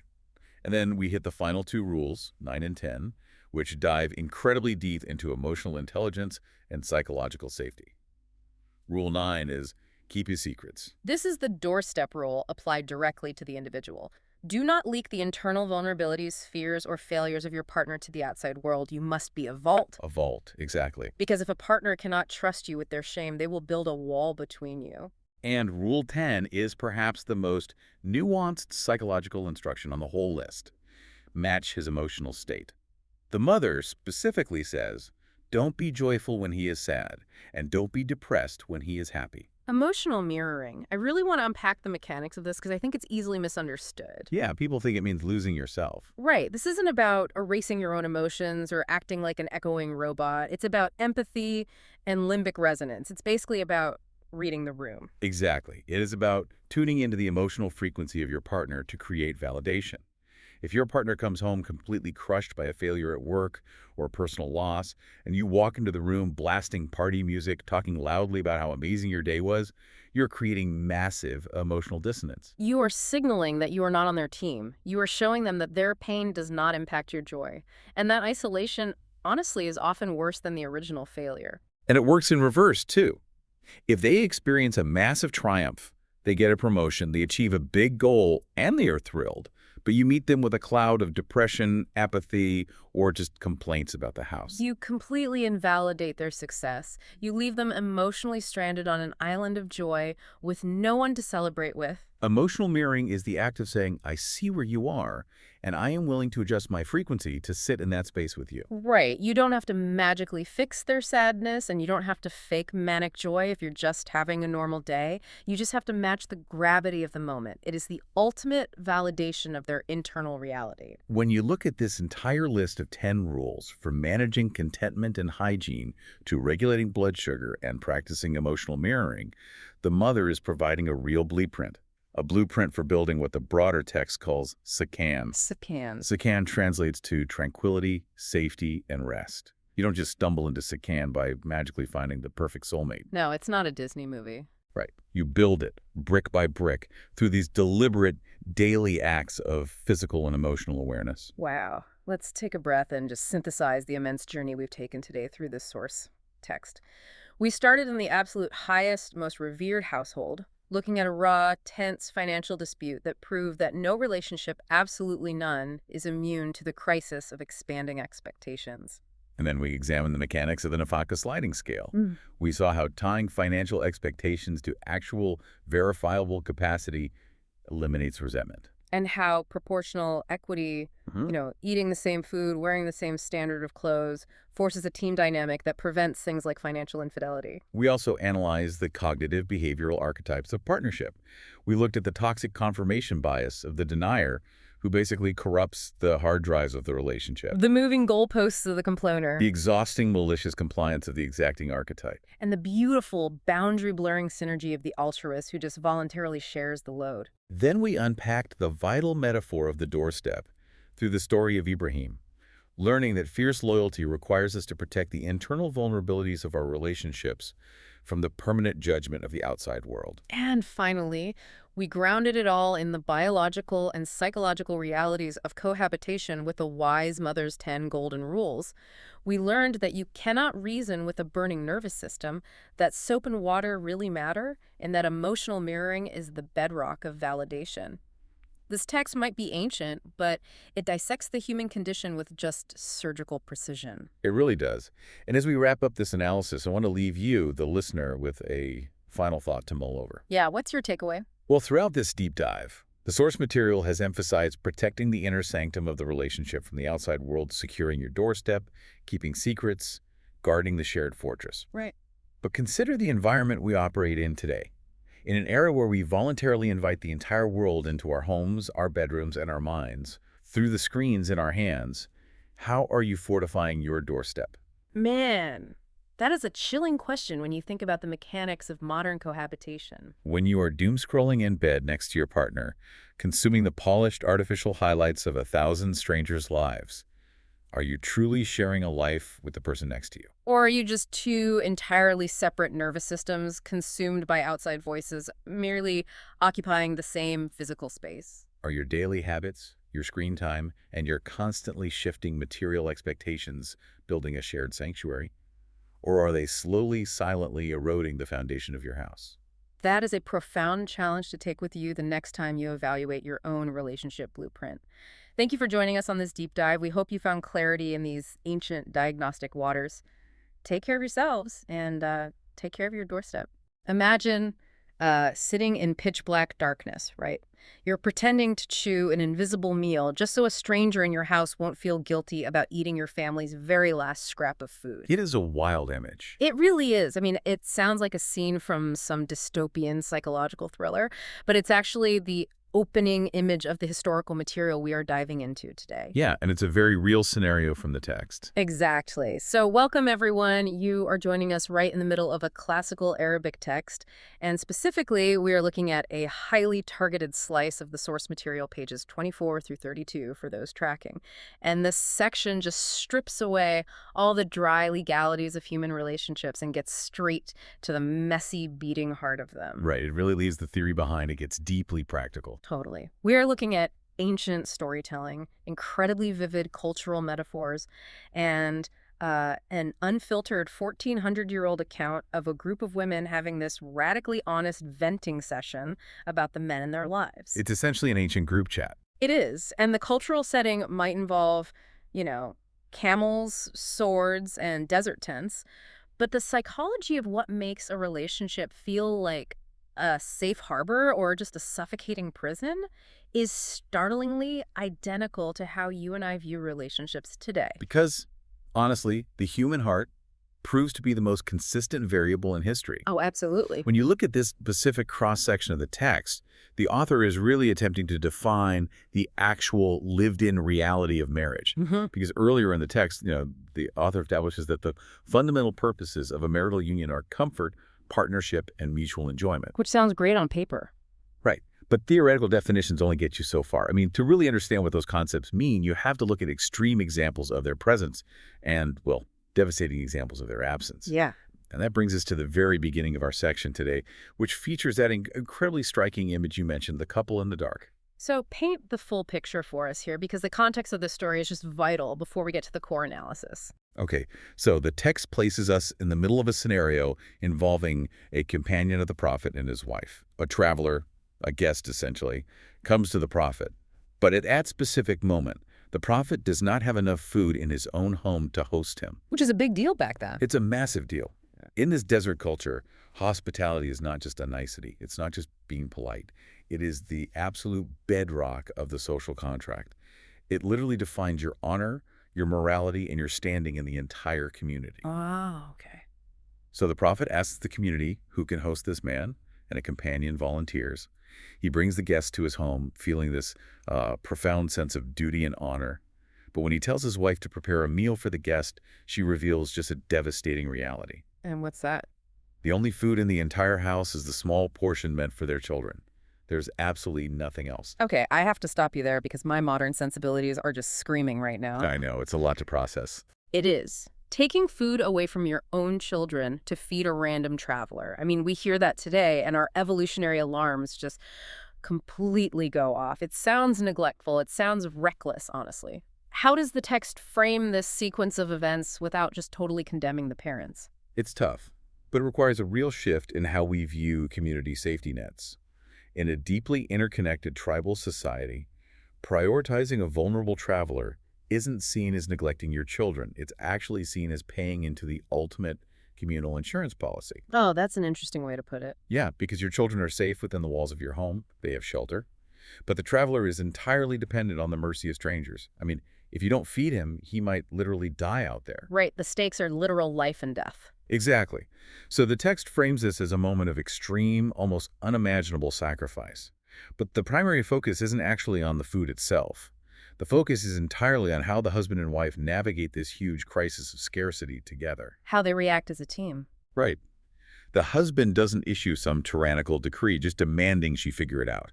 And the wife doesn't rebel or berate him for bringing a guest into a home with empty cupboards. They don't have that whispered, frantic, intense argument in the kitchen that we would all probably have today. Yeah. They just immediately shift into problem-solving mode. They do. They come up with a highly specific, coordinated plan. The wife manages the children. She essentially distracts them and soothes them until they fall asleep hungry, sparing them the immediate pain of seeing food they can't eat. Which is heartbreaking. It really is. Then she prepares the meager meal for the guest. But they run into a psychological barrier because they know human nature. If they place a tiny, child-sized portion of food in front of a starving guest and then sit there staring at him while their own stomachs rumble well, the guest's guilt will completely ruin the hospitality. Yeah, he just won't be able to eat. Right. The guilt would be a heavier burden than the hunger. He would know he's eating their survival rations. So what do? They execute this brilliant, heartbreaking little piece of theater. The wife goes to the oil lamp under the pretense of fixing the wick, and she intentionally extinguishes it. Wow. Yeah. In the sudden darkness, they place the food before the guest, and then the husband and wife move their hands and mouths. They rustle the plates. They pretend they are eating alongside him. That is just wow. The guest eats his fill, believing he is sharing a communal meal with his generous hosts. Meanwhile, the couple spends the entire night with empty stomachs, literally just listening to him eat. The visual of that is just staggering. Sitting in the pitch black, mimicking the sounds of chewing so a stranger feels safe enough to consume your family's last calories. It is, it's an intense level of empathy. It's the ultimate hospitality. But I want to dig into the lessons the text actually draws from this, because the author uses this extreme historical anecdote to make a very grounded point about marital dynamics. Yeah, the author isolates a few critical takeaways here, and the most prominent is this concept of a partner in virtue. A partner in virtue. I like that. Right. Because the husband had this noble impulse. He wanted to fulfill the sacred duty of hospitality. But the text makes it painfully clear that his individual desire was completely useless without his wife. Because he couldn't pull it off alone. He literally, physically, could not have accomplished this deed without a partner who possessed the exact same level of altruism, intelligence, and emotional fortitude. She had to be totally bought in. Yeah, I mean, if she sighs heavily, if she passive-aggressively slams a dish on the table, or she simply refuses, the entire illusion just shatters. The guest feels the tension, the hospitality fails, and the marriage basically becomes a battleground of competing values. Exactly. It shows that true partnership isn't just about dividing chores or logistics. It's about a complete synchronization of core values. And that synchronization is the ultimate goal here. It is.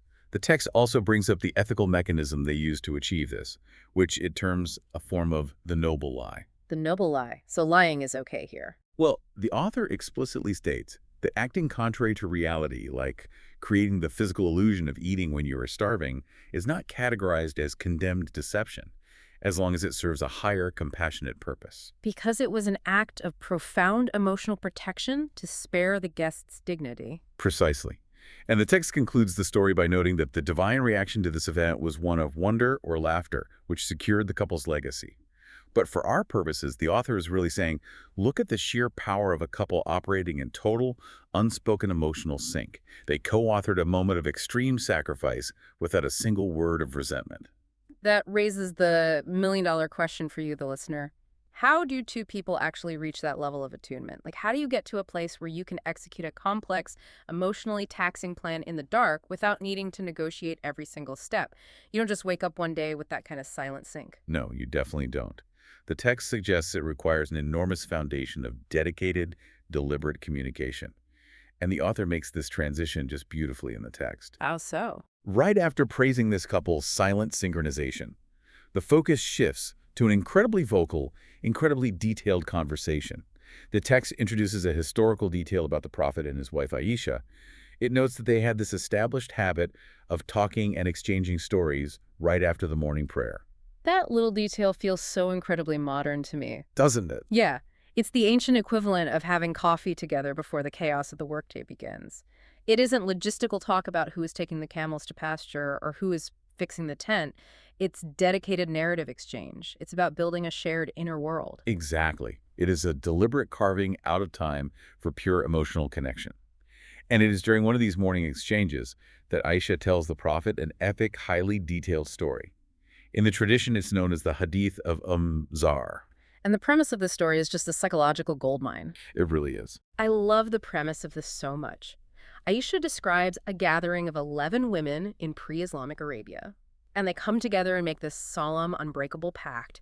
They swear they will not hide a single detail about their husbands.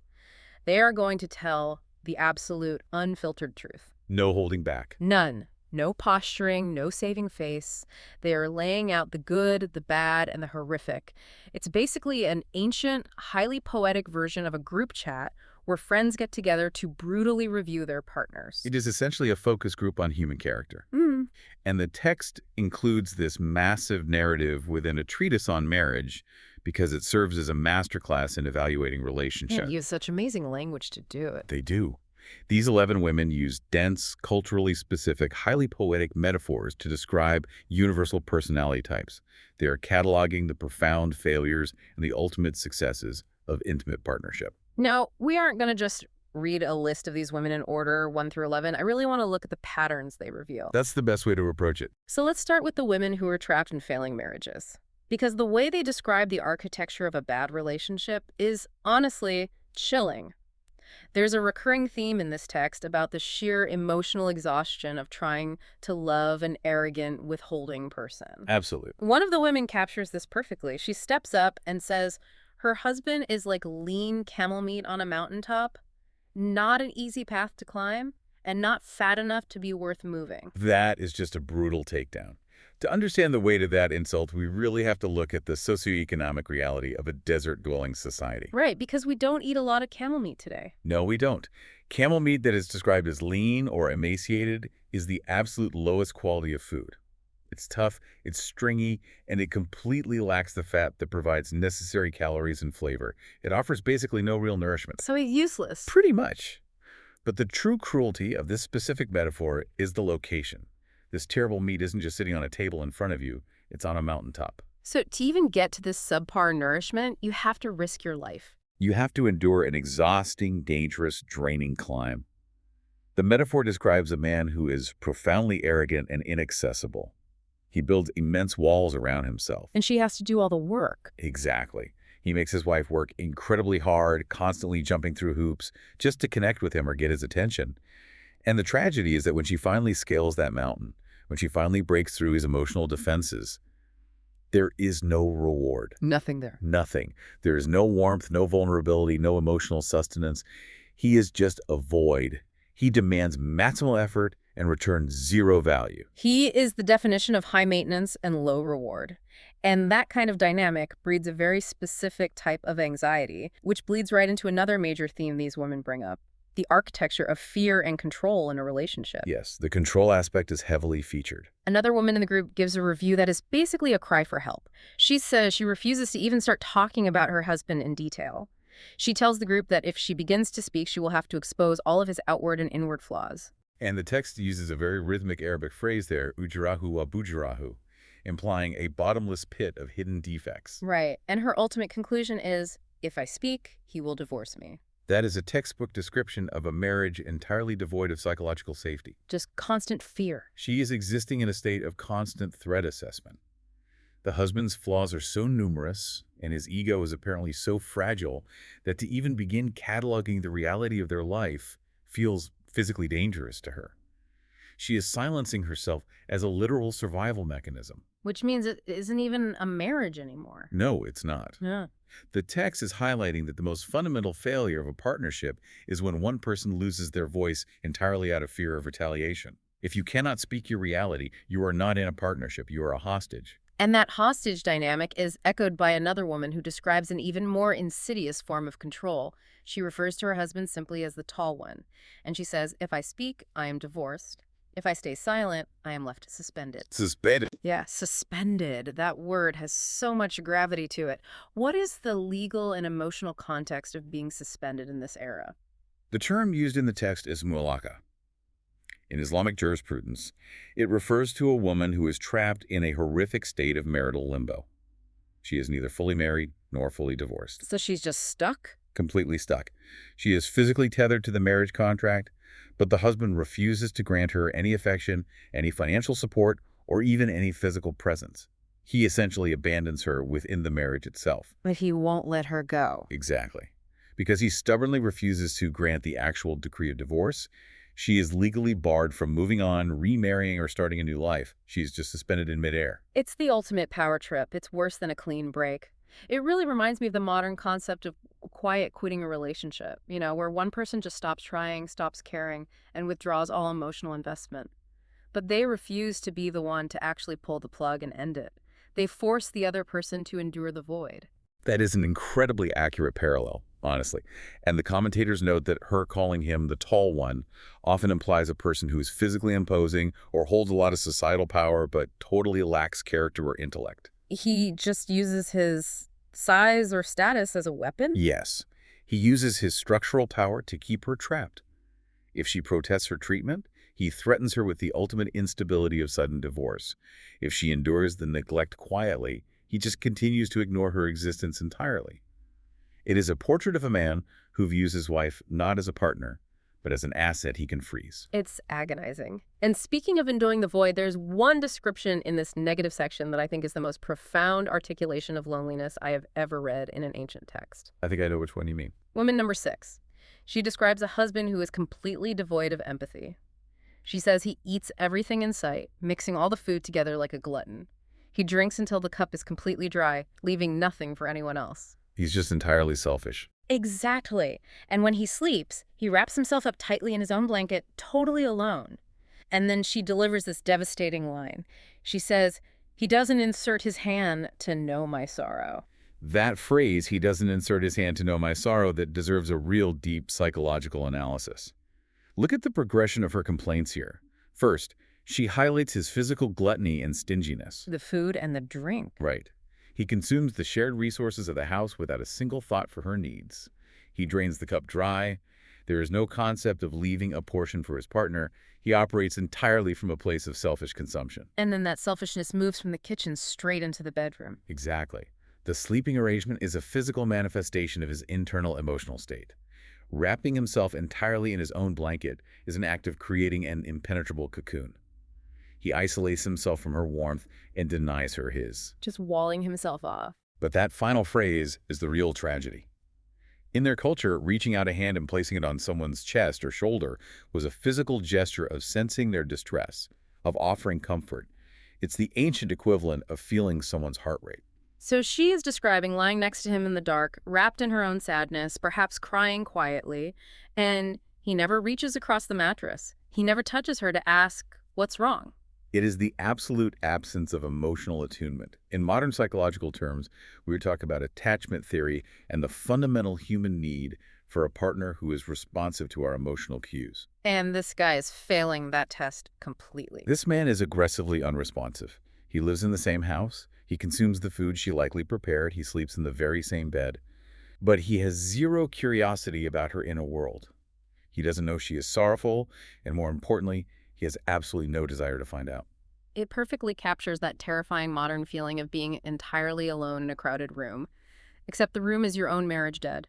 It is profound psychological isolation. It is. And yet, the text makes it clear that while emotional neglect is soul-crushing, there is an absolute, undeniable basement to human behavior. Another woman in the room describes a husband who is an absolute disaster. This one is rough. Yeah. She says he possesses every disease known to man. He's either impotent or incredibly stupid. And then she adds the defining characteristic. She says he breaks your head or your limb or both. This is the crescendo of the cautionary tales here. We have moved from the exhaustion of arrogance to the prison of control to the coldness of neglect, and now we arrive at outright physical violence. The absolute bottom. The text is completely unambiguous here. Physical abuse, breaking a head or limb, is the defining characteristic of the worst possible human connection. It destroys the foundational premise of marriage as a place of safety. When you zoom out and look at these negative reviews as a collective, the text is essentially mapping out the universal antagonists to love. Stinginess, arrogance, explosive tempers, emotional neglect, and physical violence. They are the red flags of antiquity, and they haven't changed one bit in 14 centuries. Because the human nervous system hasn't changed. We still react to those traits with fear and withdrawal. But, the beauty of this text is that it doesn't just leave us in the dark with these terrible men. Right, the vibe shifts. The focus group completely shifts. Yeah. We start hearing from the women who actually admire their husbands. And the poetic imagery they use to describe the green flags of their era is incredibly illuminating. Yes. Let's definitely look at the anatomy of a good relationship according to this text, because it isn't just the absence of bad behavior, right? It's the active presence of some really beautiful traits. Exactly. One major theme is emotional regulation and the baseline of peace. One woman steps up and says her husband is like the Knight of Tehama. Now, Tehama is a coastal region in Arabia. She says he is perfectly moderate, neither hot nor cold, no fear, and no boredom. It sounds like a very simple compliment on the surface, but in the context of a harsh desert environment, a moderate night is a rare life-saving phenomenon. Because the desert is all about extremes. Right. The extremes of the desert are deadly. You have the scorching, unbearable heat of the midday sun, and then the freezing, bitter cold of the deep night. To say a husband is like a moderate knight means he brings absolute equilibrium to her life. Oh, I love that. He doesn't subject her to the extreme heat of explosive anger, nor the freezing cold of emotional withdrawal. So he regulates her nervous system. He is the human equivalent of a perfect climate. Exactly. When she says no fear, it means she feels completely secure. She isn't walking on eggshells like the women we discussed earlier. There are no unpredictable explosions. But she also adds no boredom, which is huge. This is crucial. Peace doesn't mean apathy. A moderate night isn't a dead night. It's a pleasant, engaging environment. He's the baseline of safety, but he still brings joy and engagement to the partnership. I really love that concept, neither hot nor cold. But another woman uses a very different metaphor to describe a different kind of balance. She focuses on the duality of her husband's public and private personas. The animal metaphors. Right. She says he is a leopard when he enters, a lion when he goes out, and she adds a very specific behavioral detail. She says he doesn't ask about every little thing missing from the house. Which is a huge green flag. It is. Now, I do have to push back on this metaphor a little bit. Is it really a good thing for a partner to be a roaring lion outside and then suddenly snap into a leopard inside? Yeah. That sounds like toxic compartmentalization, or at least massive mood swings. It's a great question, honestly. But we have to read the animals through the lens of ancient Arabic poetry, not modern zoology. Okay, fair point. To be a lion when he goes out means that in the public sphere, in his professional or communal life, he is formidable. He is brave, strong, capable of defending his family's interest, and commands respect. He essentially has teeth in the real world. He gets things done. Right. But the leopard, in this specific poetic tradition, was often associated with sudden springing affection or with a deep, incredibly relaxed sleeper. Oh, okay, so the leopard isn't like hunting her in the living room. No. The leopard implies that when he crosses the threshold of his home, he completely drops the armor. He is affectionate, he springs toward his family with warmth, and he is entirely at ease. That's a beautiful image. He doesn't bring the roar of the lion, the stress of the public sphere, or the need to dominate into his private sanctuary. It's actually the ultimate healthy boundary. He leaves work at work. That makes so much more sense now. He is fierce for them, not fierce toward them. And that lack of micromanagement she mentions ties right into that, doesn't it? He doesn't come home and interrogate her. Where did this flower go? Why is this rug moved? Where is that specific cup? Right. He is generous and trusting. He isn't a petty tyrant obsessing over minor household inventory. He gives her autonomy and respects her domain. It is a profound expression of trust. Trust and gentleness, which Yeah. actually leads right to another green flag they mention, sensory and physical gentleness. One woman gives a very tactile review. She says his touch is the touch of a rabbit, and his smell is the smell of sweet plants, specifically a fragrant plant called zarnab. Such a delicate description. It is. Contrast that with the men who break limbs. This is an appreciation of pure, gentle intimacy. It highlights that physical affection should be a source of comfort, not anxiety. The touch of a rabbit implies extreme softness and deliberate care in how he handles her. He's not rough. No, he's very intentional. And the sweet smell implies he takes pride in his hygiene, he is pleasant to be around, and he actively tries to make the physical space they share beautiful and appealing.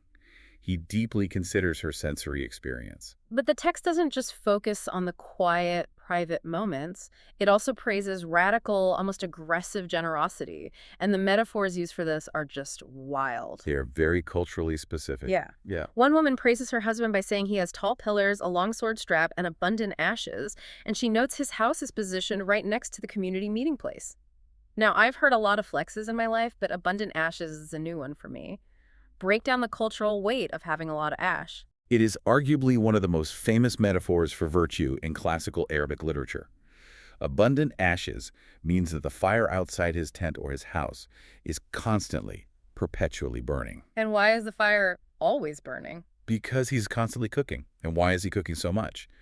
Because he is endlessly hosting guests, feeding the poor, and providing for absolutely anyone who travels through the community.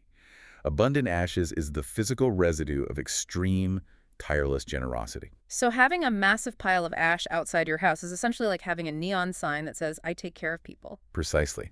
And the other details add to this.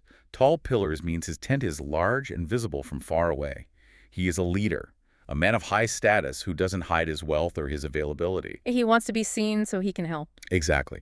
A long sword strap implies he is physically capable of defending his people, and the location of his house is absolutely key. Oh. By placing his home close to the meeting place, he refuses to isolate his family. He's right in the mix. He positions himself right in the center of the community so that anyone who needs help, advice, or a meal can easily find him.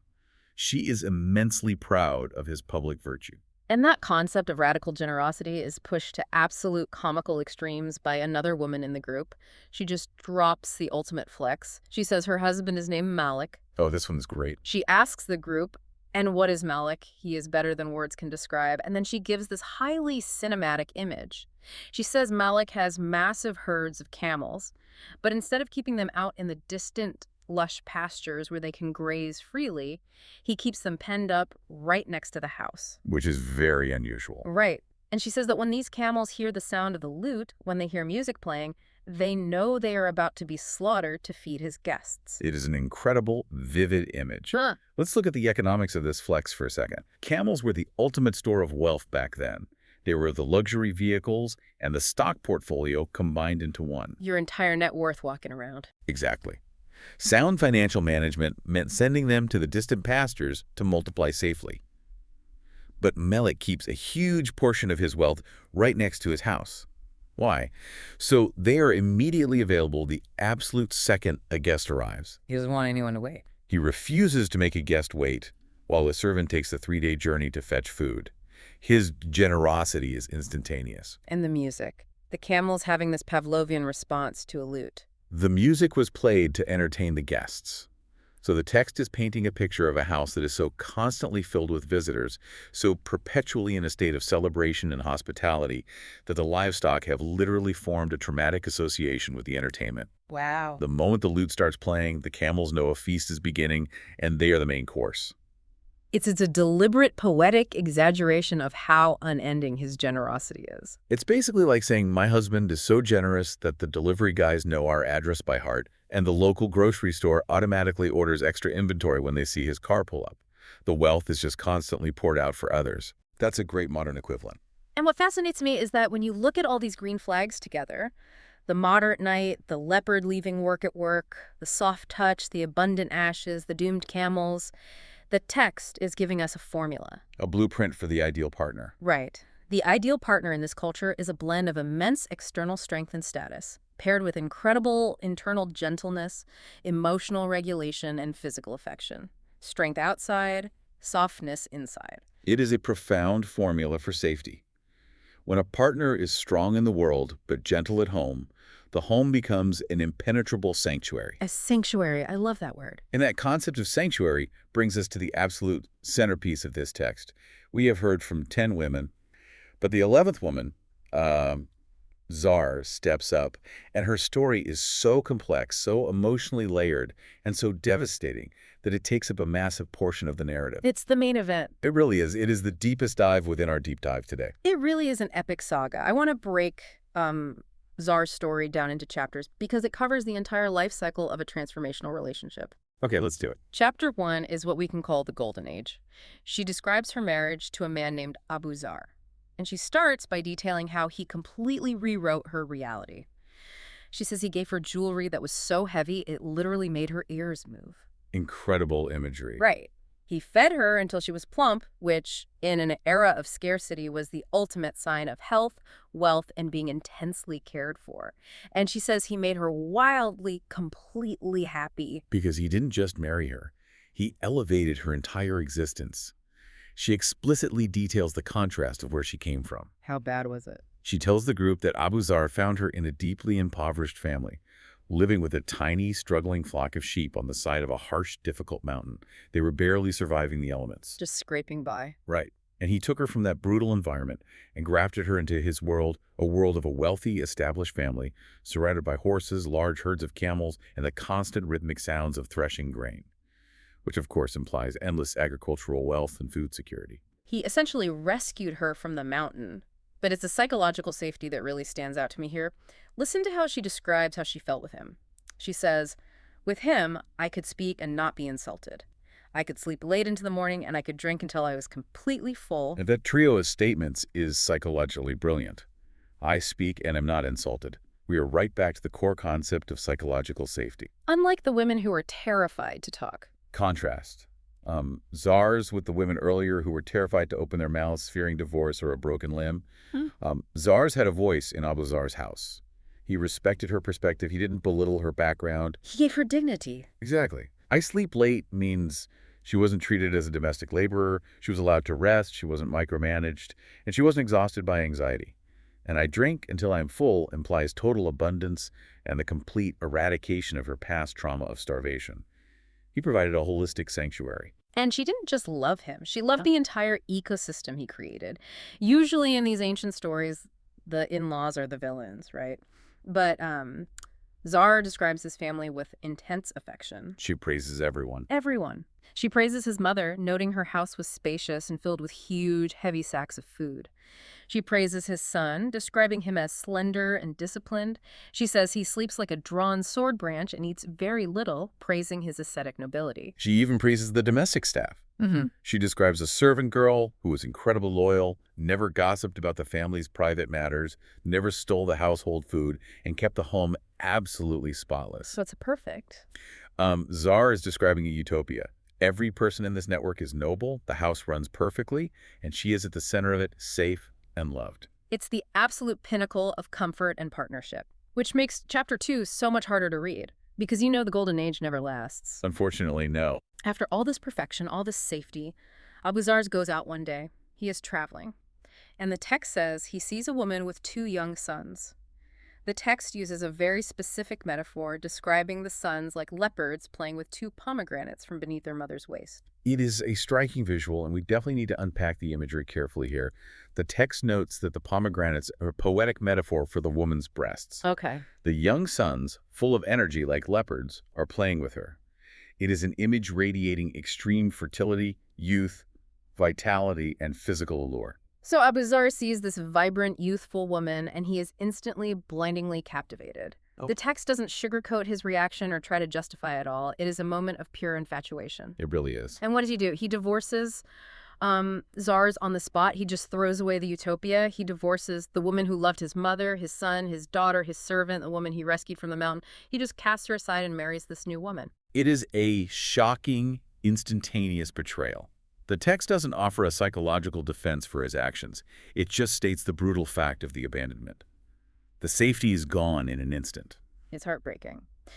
But Zara doesn't just crawl away and die on the mountain. We enter Chapter 3, The Rebound. She survives. She does. Zara manages to rebuild her life. She gets remarried. And she doesn't marry a scrub. She marries a noble, incredibly wealthy man. She tells the group that her new husband rides a fast horse, he carries a spear, and he showers her with unbelievable wealth. It sounds great on paper. He does. He gives her pairs of every single kind of livestock, camels, cows, sheep. He treats her like absolute royalty, and he explicitly tells her, eat Zar and feed your family. He is generous not only to her, but to her extended relatives. By all objective, quantifiable measures, the new husband is doing everything perfectly. He is providing the wealth, the status, the protection, and the generosity that all the earlier women praised. He is hitting every single green flag the text has established. But then we reach the climax of Zar's story. And this is where I really struggle and where I have to honestly push back on her logic. It's a tough pill to swallow. It really is. Despite all this new wealth, despite this new husband being objectively phenomenal to her and her family, Zars confesses something deeply unsettling to the group. She says, if I gathered absolutely everything this new man gave me, it would not fill the smallest vessel of Abu Zar. It is a stunning admission. It is wild to me. I mean, Abu Zar dumped her. He threw her away for someone younger. He destroyed her life. Her new husband is rich. He's generous. He respects her. He feeds her family. Why on earth is she still obsessing over the guy who broke her heart? Why does she claim that the new guy's entire fortune doesn't equal a single tiny cup from her ex? Because this is where the text elevates from a simple list of marital rules into a profound, almost uncomfortable psychological study of human attachment. Why is she obsessed? Because we're talking about the immense power of emotional imprinting. Emotional imprinting. Yes. Look at what Abu Zar represented to her in the context of her life story. He wasn't just a husband. He was the architect of her entire identity. What do you mean by that? Well, before Abuzar, she was a poor, starving girl freezing on the side of a harsh mountain. She had no voice, no power, no safety, no future. Abuzar didn't just give her jewelry, he gave her a self. He gave her a self. He gave her the safety to speak and realize her voice actually mattered. He showed her what it felt like to be full, to rest, to be integrated into a thriving, loving ecosystem. He fundamentally rewired her understanding of what life could be. So he was a transformational relationship, whereas the new husband is just an additive relationship. Exactly. The new husband is adding more wealth to a woman who is already established, already safe. But Abuzar's was foundational. He literally built the psychological house she lives in. That is exactly it. The text is beautifully, painfully capturing the reality that a transformational relationship leaves a permanent, indelible mark on the human soul. Mm-hmm. The person who first shows you your worth, who first pulls you out of the dark, holds a fundamentally different place in your heart than the people who come after, even if the people who come after treat you vastly better. It's the difference between the person who teaches you how to read and the person who buys you a massive library later in life. Oh, that's a perfect analogy. The library is great, it's objectively more valuable, but the person who unlocked the letters for you, you can never unknow them. You can never forget that magic. And, Zara is brave enough to admit this to the other women. She is fulfilling the pact of absolute honesty. She is acknowledging a very uncomfortable truth about human nature. Grief and love can absolutely coexist long after a relationship ends. Even after a terrible betrayal. Regardless of how well a person is treated later, and regardless of the horrific betrayal that ended the union, you cannot spreadsheet the human heart. You can't just say, well, husband B gave me 100 camels and husband A only gave me 50. Therefore, husband B is mathematically better and I should love him more. Emotional accounting just doesn't work that way. It doesn't. The smallest vessel of Abuzar's was filled with the magic of her very first experience of safety and abundance. The new husband's wealth, while incredibly generous, is ultimately just material stuff. That is such a profound realization. It makes her story not just a tragedy, but an incredibly honest reflection of how complex our attachments really are. Okay, so that concludes the stories of the 11 women. But to truly understand why this is in the source material, we have to zoom out. We have to look at the bigger picture. Right. There is a meta-narrative happening here that gives all of this its ultimate meaning.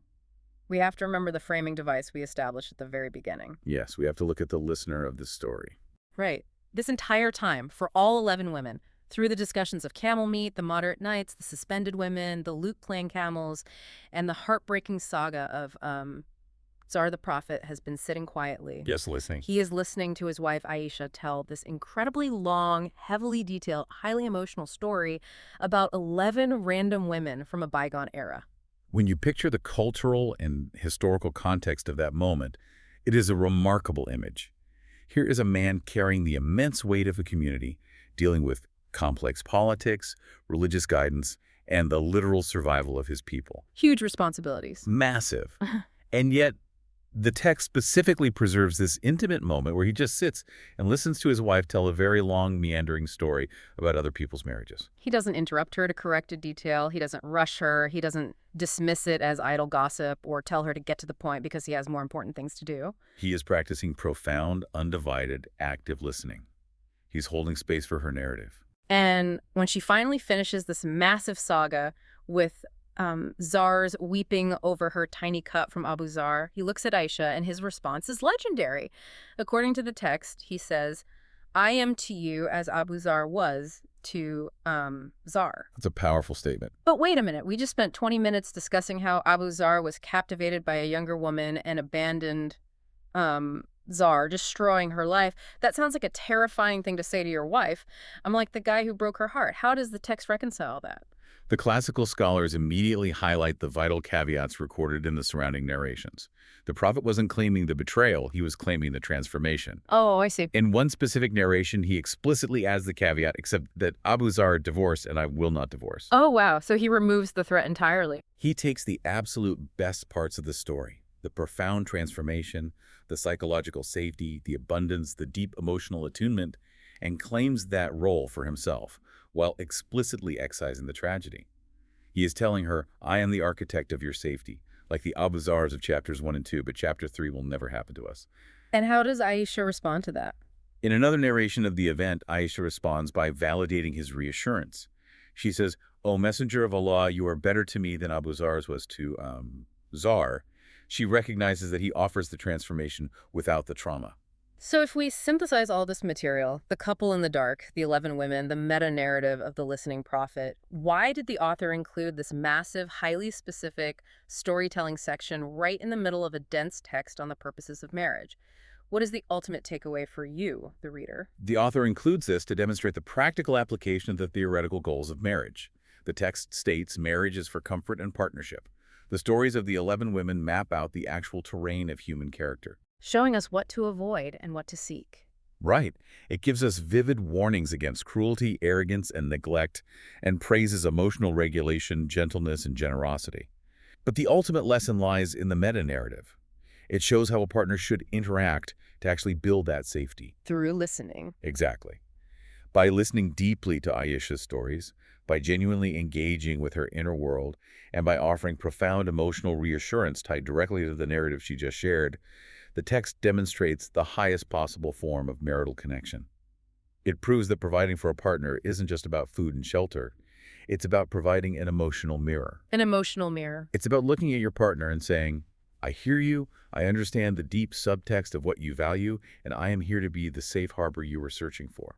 It is the exact opposite of the husband from woman number 6, the guy who wraps himself in his blanket and refuses to insert his hand to know her sorrow. The prophet, by sitting and listening to this epic story, is inserting his hand to know her heart.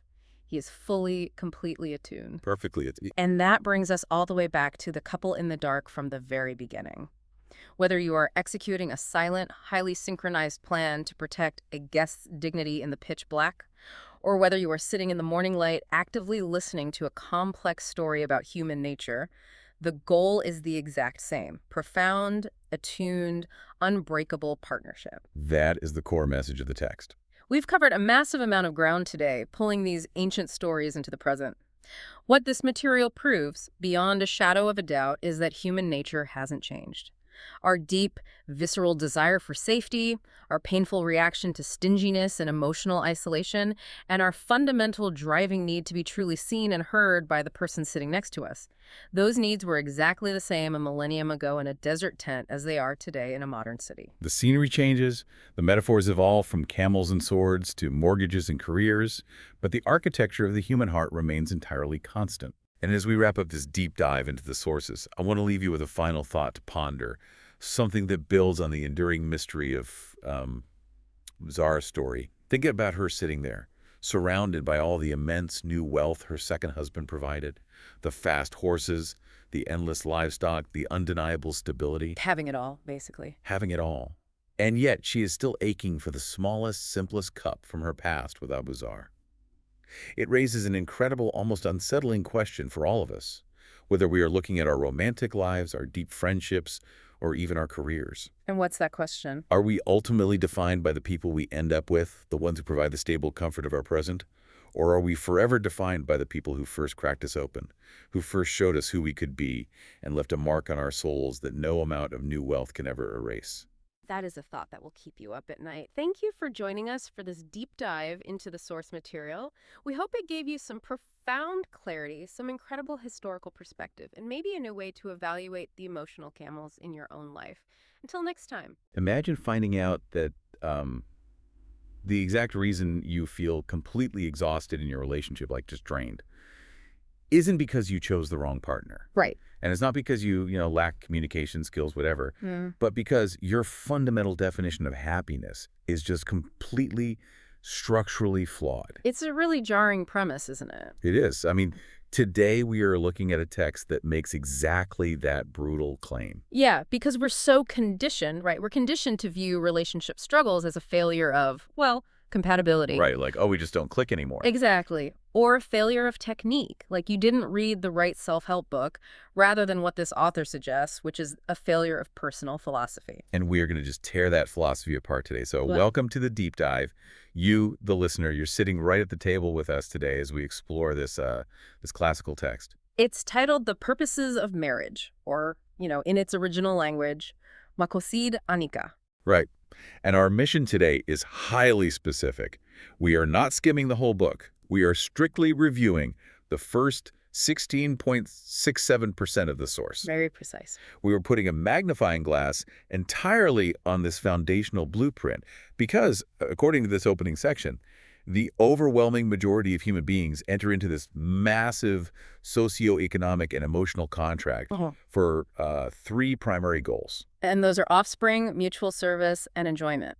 Which, I mean, on a surface level, that sounds like fairly standard expectations. Yeah, of course. You want a family, you want someone to help shoulder the burdens of life, and you want to, actually like being around them. Right, you want to enjoy their company. But the way this author unpacks the psychological machinery required to actually achieve those three things, it completely upends modern relationship advice. Yes, so let's unpack this. Because the author doesn't start with poetry. No, they don't. They don't start with some romanticized ideal of two souls merging into one. They open with a paradox, framed as a direct complaint from their own readers. Yeah, the author is essentially fielding a grievance from the audience. Right. The readers are basically asking, if you keep urging us to marry, and you keep listing all the beautiful fruits of this institution. Right, all the promises. Why is our actual lived experience so heavy? Oh, man, yeah. Why do we find so much hardship, so many endless duties, and these crushing, mundane responsibilities that seem to just completely melt away the joy we were promised? Where are the fruits? I'm just tired. Exactly. I read that and I immediately pictured someone sitting on a modern therapist's couch saying those exact words. Oh, absolutely. Because you follow the script, right? You have the wedding, you combine your lives, and like 3 years later, you were just endlessly arguing about who empties the dishwasher. Or who manages the electric bill. Yes. It is the universal cry of the overwhelmed partner. It is. And the author's answer to that universal cry is not to validate the complaint. No, not at all. The author doesn't suggest a chore wheel. Right. No chore charts here. They don't suggest couples counseling. They go straight for the existential jugular. They assert that the problem is a deficit in the reader's ambition. Ambition. See, when I hear that word, my mind immediately goes to corporate ladders. Sure, climbing the ranks. Yeah, like getting a promotion or launching a startup. I do not associate ambition with, sharing a bathroom with someone. Right, but that is the modern sort of hyper-capitalist distortion of the word. Okay, so what's the actual word? The term the author uses here is himma. Himma. Yes, and it goes much, much deeper than career goals. Himma is the ambition of the soul. Wow. It's your internal drive, your baseline setting for what you consider a meaningful existence. The text argues that humanity is fundamentally divided by their level of himma. Okay. And that division dictates whether a relationship will crush you or elevate you. So break this division down for me. What does a person with low himma look like? Well, the author describes a person whose ultimate definition of happiness is the complete evasion of responsibility. The evasion of responsibility? Right. Their ideal state of being is entirely frictionless. They want to be fed, they want to be clothed, and they want to be entertained, all without having to exert any meaningful effort. Wow. The text actually quotes poetry to illustrate this mentality, saying something like, "Leave noble deeds, do not travel in search of them. Sit, for you are the one who is fed and clothed." That is such a piercing critique. It's the free rider. Exactly. It is the ultimate consumer mindset applied to human connection. Right. If you enter a partnership with that low ambition mindset, if you view your partner primarily as an endless dispenser of joy and comfort and validation, then the reality of a shared life is going to feel like an unjust punishment. Precisely. Because the reality of a shared life is inherently full of friction. Constant friction. If you expect a frictionless existence, then, the mortgage, the in-laws, the emotional labor of supporting a partner through a hard day, all of that feels like an unfair imposition. Yes. And you end up resenting the very structure of the life you built. Which brings the author to the second type of person, the individual with high himma, high ambition. Okay. For this person, happiness is not found in the absence of burdens. They don't want an empty schedule. They find their ultimate fulfillment precisely in carrying heavy loads. Wait, I need to challenge this. Go ahead. The text is literally arguing that the hardship is the joy. Essentially, yes. That feels incredibly close to romanticizing suffering. It sounds like domestic hustle culture, like grind through the chores, suffer in silence, and pretend you like it. Is the author just telling people to lower their expectations and embrace misery? No, not at all. It's really about the locus of control and the psychological mechanism of meaning-making. Meaning-making. Yeah, the text quotes another line of poetry. "Were it not for hardship, all people would lead. Generosity impoverishes and courage kills. Okay, break that down for me. The underlying logic is that greatness, deep connection, and profound meaning inherently require the expenditure of your resources. You cannot build something monumental without breaking a sweat. Right, okay. The high Hema individual doesn't romanticize the suffering itself. They recognize that the effort is the vehicle for the joy, not the obstacle to it. Let me test this logic with an analogy. Sure. Think about adopting a puppy. You, the listener, have likely experienced this or watched a friend go through it. You fall in love with the idea of a dog. The cute Instagram photos. Exactly, the cuddles on the couch. That is the promised fruit. But the reality of a puppy is brutal. It really is. It is waking up at 6 a.m. in the freezing, pouring rain because the dog has to go outside. It's cleaning up messes on your rug. It's paying exorbitant vet bills. It's a sudden, massive influx of responsibility and resource drain. Massive. Now, if you have that low HEMA, that free rider mentality, you are going to stand in the freezing rain at 6 a.m. and resent that dog. Oh, absolutely. You'll feel victimized by the rain, furious at the loss of sleep, and you'll wonder where the joy went. But if you have high ambition, something entirely different happens. What happened? You are still cold. You are still tired. But you find a bizarre, profound sense of purpose in the freezing rain walk. You look down at this creature that depends entirely on you for its survival, and the act of fulfilling that duty generates a deep, structural love. That is the exact psychological alchemy the author is describing. The joy of the partnership doesn't exist despite the 6:00 a.m. rain walk. The joy is extracted through the execution of that duty. So the author is basically telling the reader, if you feel like the duties of your marriage are melting away your joys, the marriage isn't the problem. You are. Right. Their ambition is simply too low to process the profound joy of service. It demands that you critically examine how you define a good life. If you require zero friction to be happy, long-term partnership will be a painful, confusing failure for you. You will constantly feel shortchanged. But if you possess the HEMA to build, to carry, to serve, then those exact same heavy responsibilities become the architecture of your joy. That reframes everything. It really moves us from being passive consumers of romance to, like, active builders of an ecosystem. Yes. And that brings us to the actual pillars of this architecture. Because once you establish that you need high ambition to even survive the project, the text outlines the three grand purposes this ambition is meant to serve. Right, moving from the philosophy to the application. Exactly. And the first one is Offspring. The continuation of the human line, the biological and legacy project. Naturally, being a classical text, it grounds this in Scripture. It points out that wealth and children are considered the adornments of worldly life. Standard classical framing. But then it quickly moves past mere biology into this fascinating existential territory. It cites a tradition stating that when a human being dies, their deeds, their active agency in the world, come to a hard, permanent stop. Except for three things. And one of those is a righteous child who prays for them. If we look at the underlying logic here, the author is actually addressing terror management theory centuries before modern psychology even coined the term. Terror management theory. Yes. Human beings are uniquely burdened. We are the only creatures aware of our own impending mortality. Oh, right. We know we're going to die. Exactly. And a massive amount of human behavior, building monuments, writing books, accumulating wealth, is driven by a desperate desire to outlive our physical bodies, to echo in the world after we are gone. We want to know we mattered. Precisely. This text frames offspring not as a domestic byproduct of marriage, but as the ultimate shared defense against mortality. You are forming a coalition with another human being to create a living continuation of your values and your memory. And here's where the text introduces a rule that absolutely blew my mind. Oh. In the context of creating and raising this legacy, the author institutes a strict, non-negotiable 50-50 mutual credit system. Right. The text explicitly says it is not permissible for either spouse to claim they have a greater role or a favor over the other in this domain.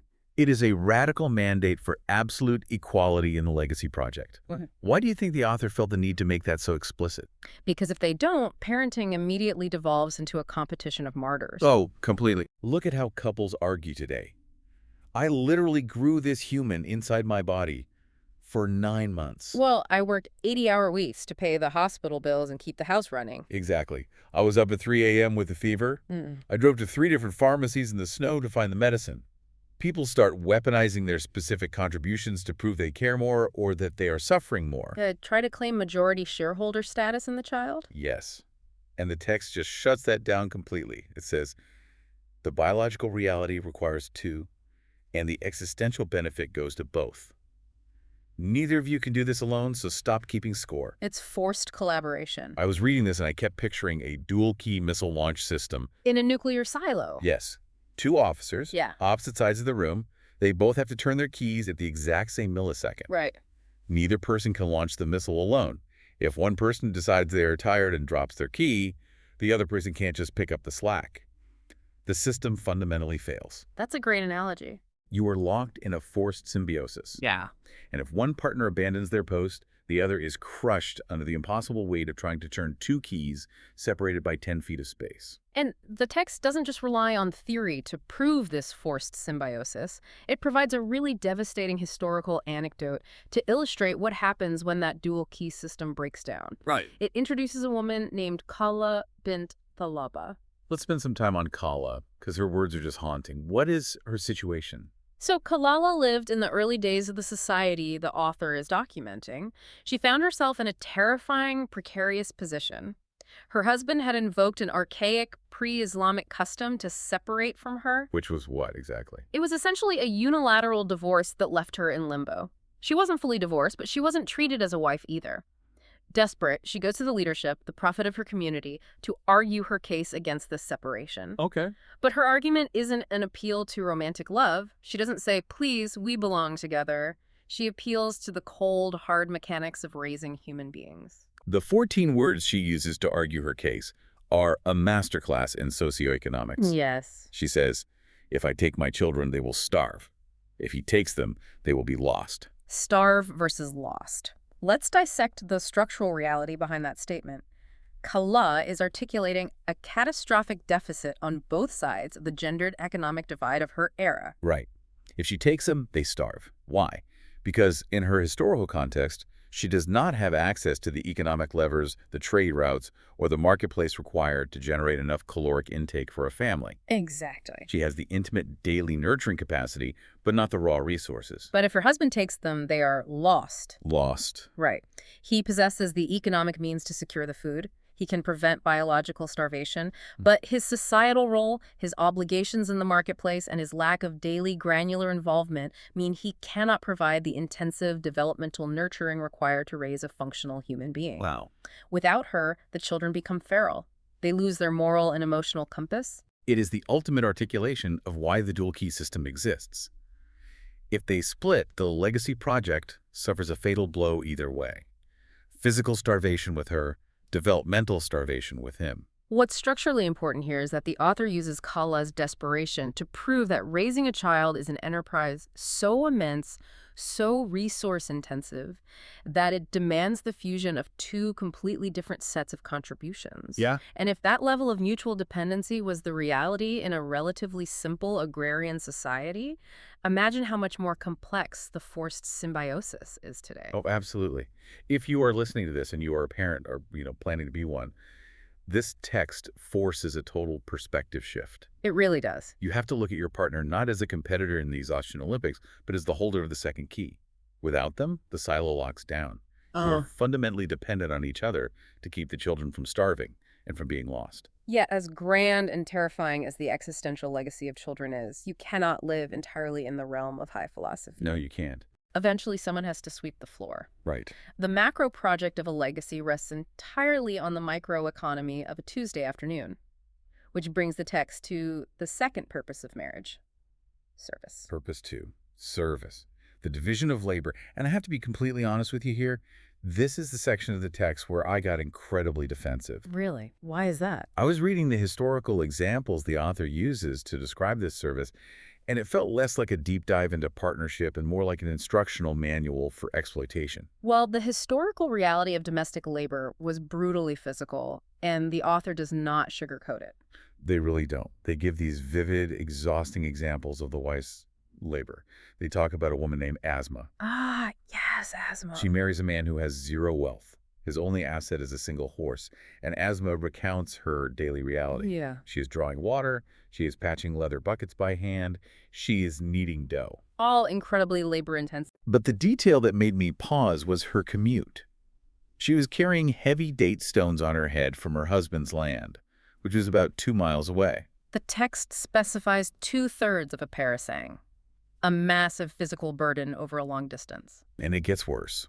There's a story about Fatima. Now, Yep. Fatima is essentially royalty in this tradition. She's the daughter of the prophet. Yes. Yet the text notes she worked a hand mill grinding grain by hand until her hands were literally calloused and bleeding. Right. She is in so much physical agony that she goes to her father to ask for a servant to help her. And what does he do? He doesn't give her physical help. He gives her a spiritual mantra. He tells her to recite specific prayers before she goes to sleep. Exactly. Promising that this spiritual practice will be better for her than a servant. Which is an incredibly difficult paradigm for a modern listener to digest. It is enraging. If my hands are bleeding from grinding grain, a prayer is not going to heal my blisters. I read this and thought, where is the balance? Why is the woman relegated to grueling, unpaid physical labor while being told to just pray the pain away? It's a fair reaction. How does the author possibly justify this dynamic without it just being rank misogyny? It is crucial that we don't apply a 21st century post-industrial lens to a pre-industrial reality. To understand the balance, we have to look at the other side of the ledger. Okay, let's look at it. The text does not mandate this labor in a vacuum. It constructs an absolute rigid counterbalance. The husband is tasked with the terrifying obligation of an-nafaka. Define an-nafaka. Yeah. Because it better be a heavy counterweight. It translates to financial provision, but the text defines it much more broadly as the provision of total, uncompromising security. The author explicitly lists 3 domains the husband must secure: physical security, living security, and psychological security.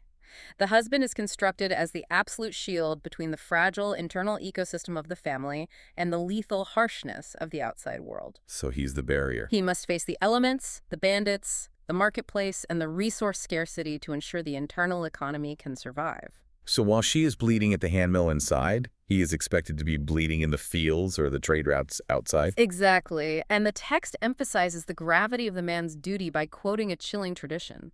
It is sin enough for a man to neglect those he supports. Think about the weight of that sentence. It is sin enough. Yes. Meaning, a man could be pious, he could be kind, he could be highly respected in the community, but if he fails to secure the perimeter and provide for his dependents, that single failure is enough to completely condemn him. It zeroes out his ledger. It is a zero-tolerance policy for financial and physical abandonment. And to ensure the husband doesn't view this provision as a cold transactional burden, the text elevates the mundane act of paying the bills into a profound spiritual act. How so? It states that every single resource a man spends on his family is counted as the highest form of charity. It uses a very specific, tender image. Even the morsel of food you place in your wife's mouth. That imagery completely changes the temperature of the transaction. It's not just, I paid the grocer. Right. Placing the morsel in her mouth is an act of intimate nourishment. It says, I went into the terrifying outside world, I secured a resource, and I am bringing it back specifically to ensure you survive and thrive. So the author is presenting a dual exhaustion. The wife is exhausting her physical capacity to maintain the internal ecosystem, and the husband is exhausting his physical and psychological capacity to secure the external boundary. Right. But the author goes a step further and makes a sociological observation that completely upends our modern hierarchy of labor.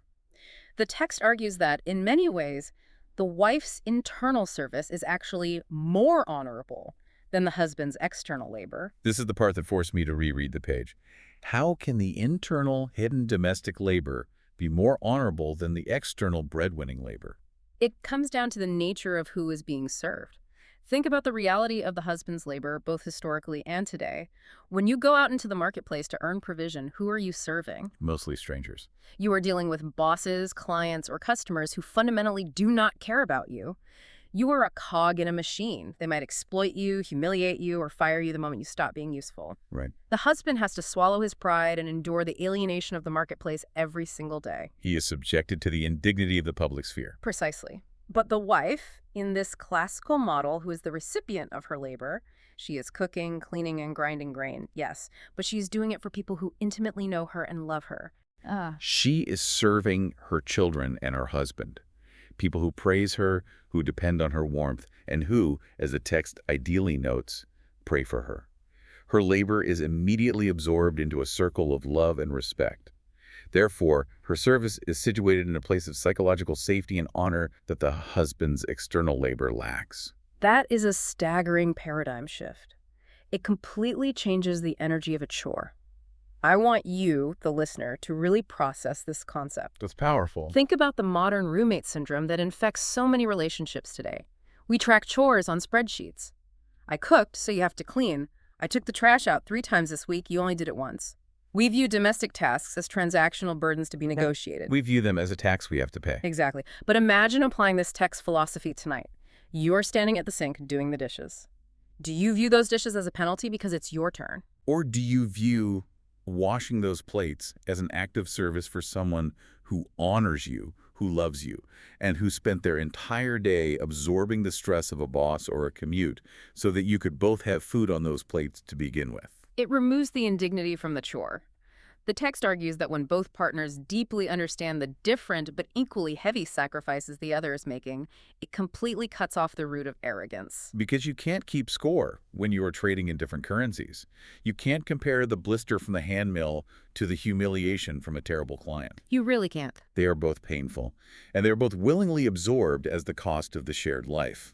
The text explicitly says that grasping this equilibrium prevents the petty injustices and complaints that slowly rot a marriage from the inside out. And achieving that equilibrium is not optional. It is a strict prerequisite, because if you are trapped in resentment over the microeconomy of chores, you'll never be able to access the third and most transformative purpose of marriage. Purpose 3, enjoyment, or in the original language, muta. The author issues a severe warning right at the top of this section. They state that this third purpose, enjoyment, is the broadest category, the most beneficial if constructed correctly, and by far the most destructive force in a human life if it is neglected. It is the high-stakes table. Now, my first assumption when I see the word enjoyment in a text about marriage is that we are talking about physical intimacy. And the text immediately clarifies that this is a dangerous reduction. While physical intimacy is a component, enjoyment here encompasses the total architecture of shared existence. The author defines it as the spouses living as one soul. One soul. What does that actually look like in practice? It is the capacity for deep, empathetic mirroring. It means you feel a surge of joy purely because your partner is experiencing joy, even if the event has nothing to do with you. Wow. And conversely, you feel a visceral sorrow simply because they are sorrowful. It is the absolute removal of the emotional wall between two people.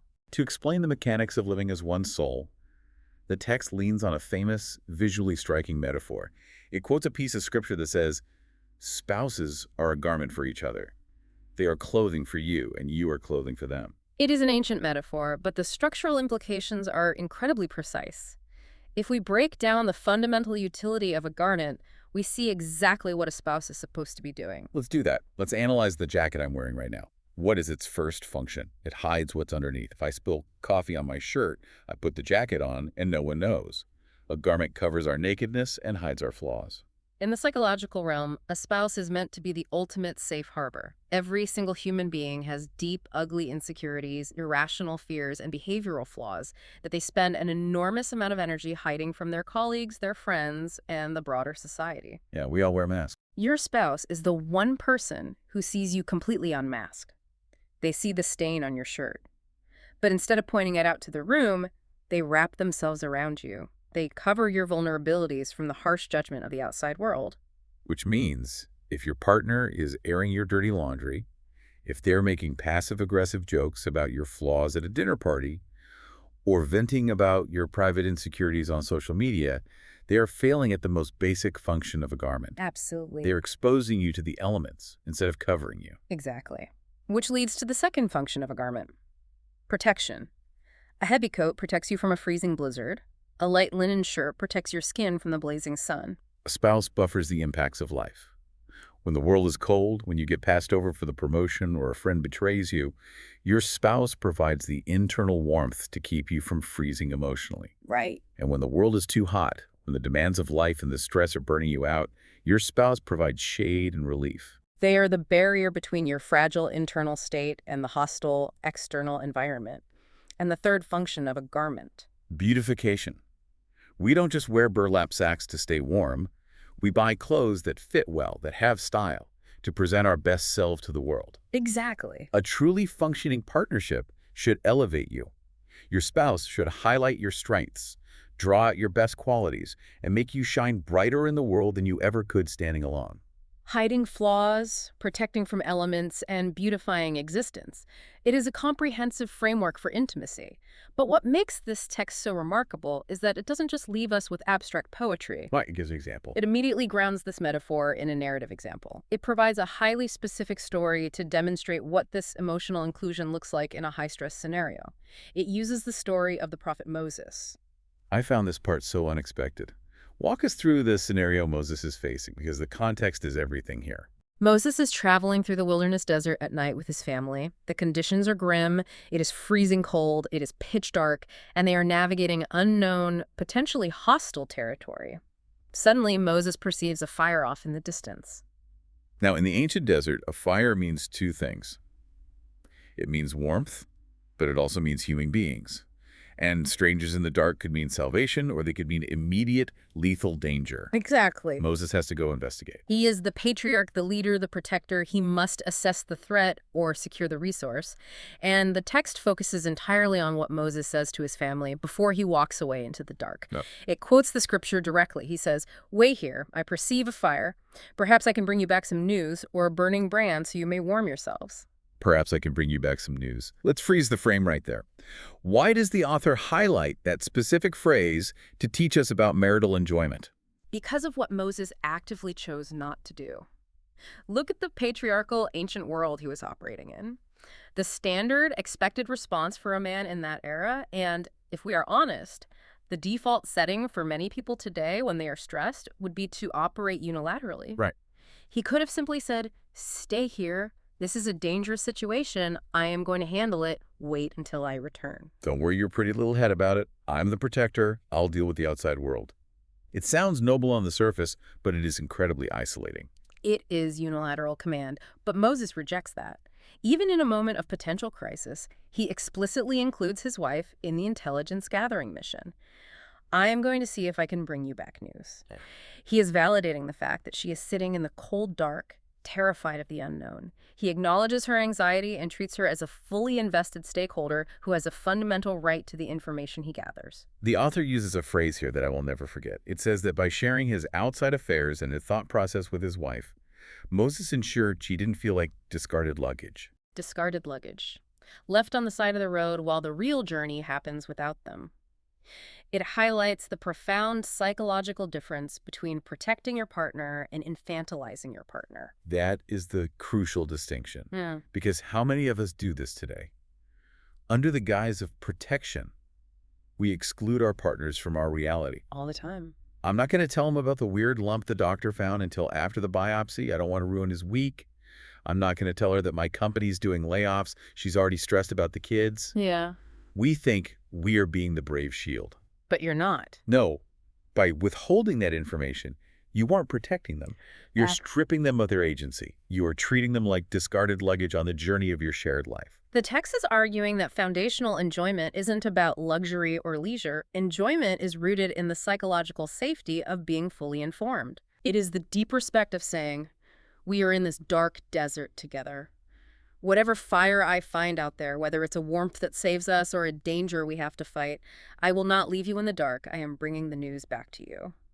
If Moses can pause in the middle of a freezing wilderness, facing a literal unknown fire, to ensure his wife's emotional inclusion, then you can absolutely text your partner when you are going to be late. Exactly. You can sit down and articulate the vague anxiety you've been feeling about your career.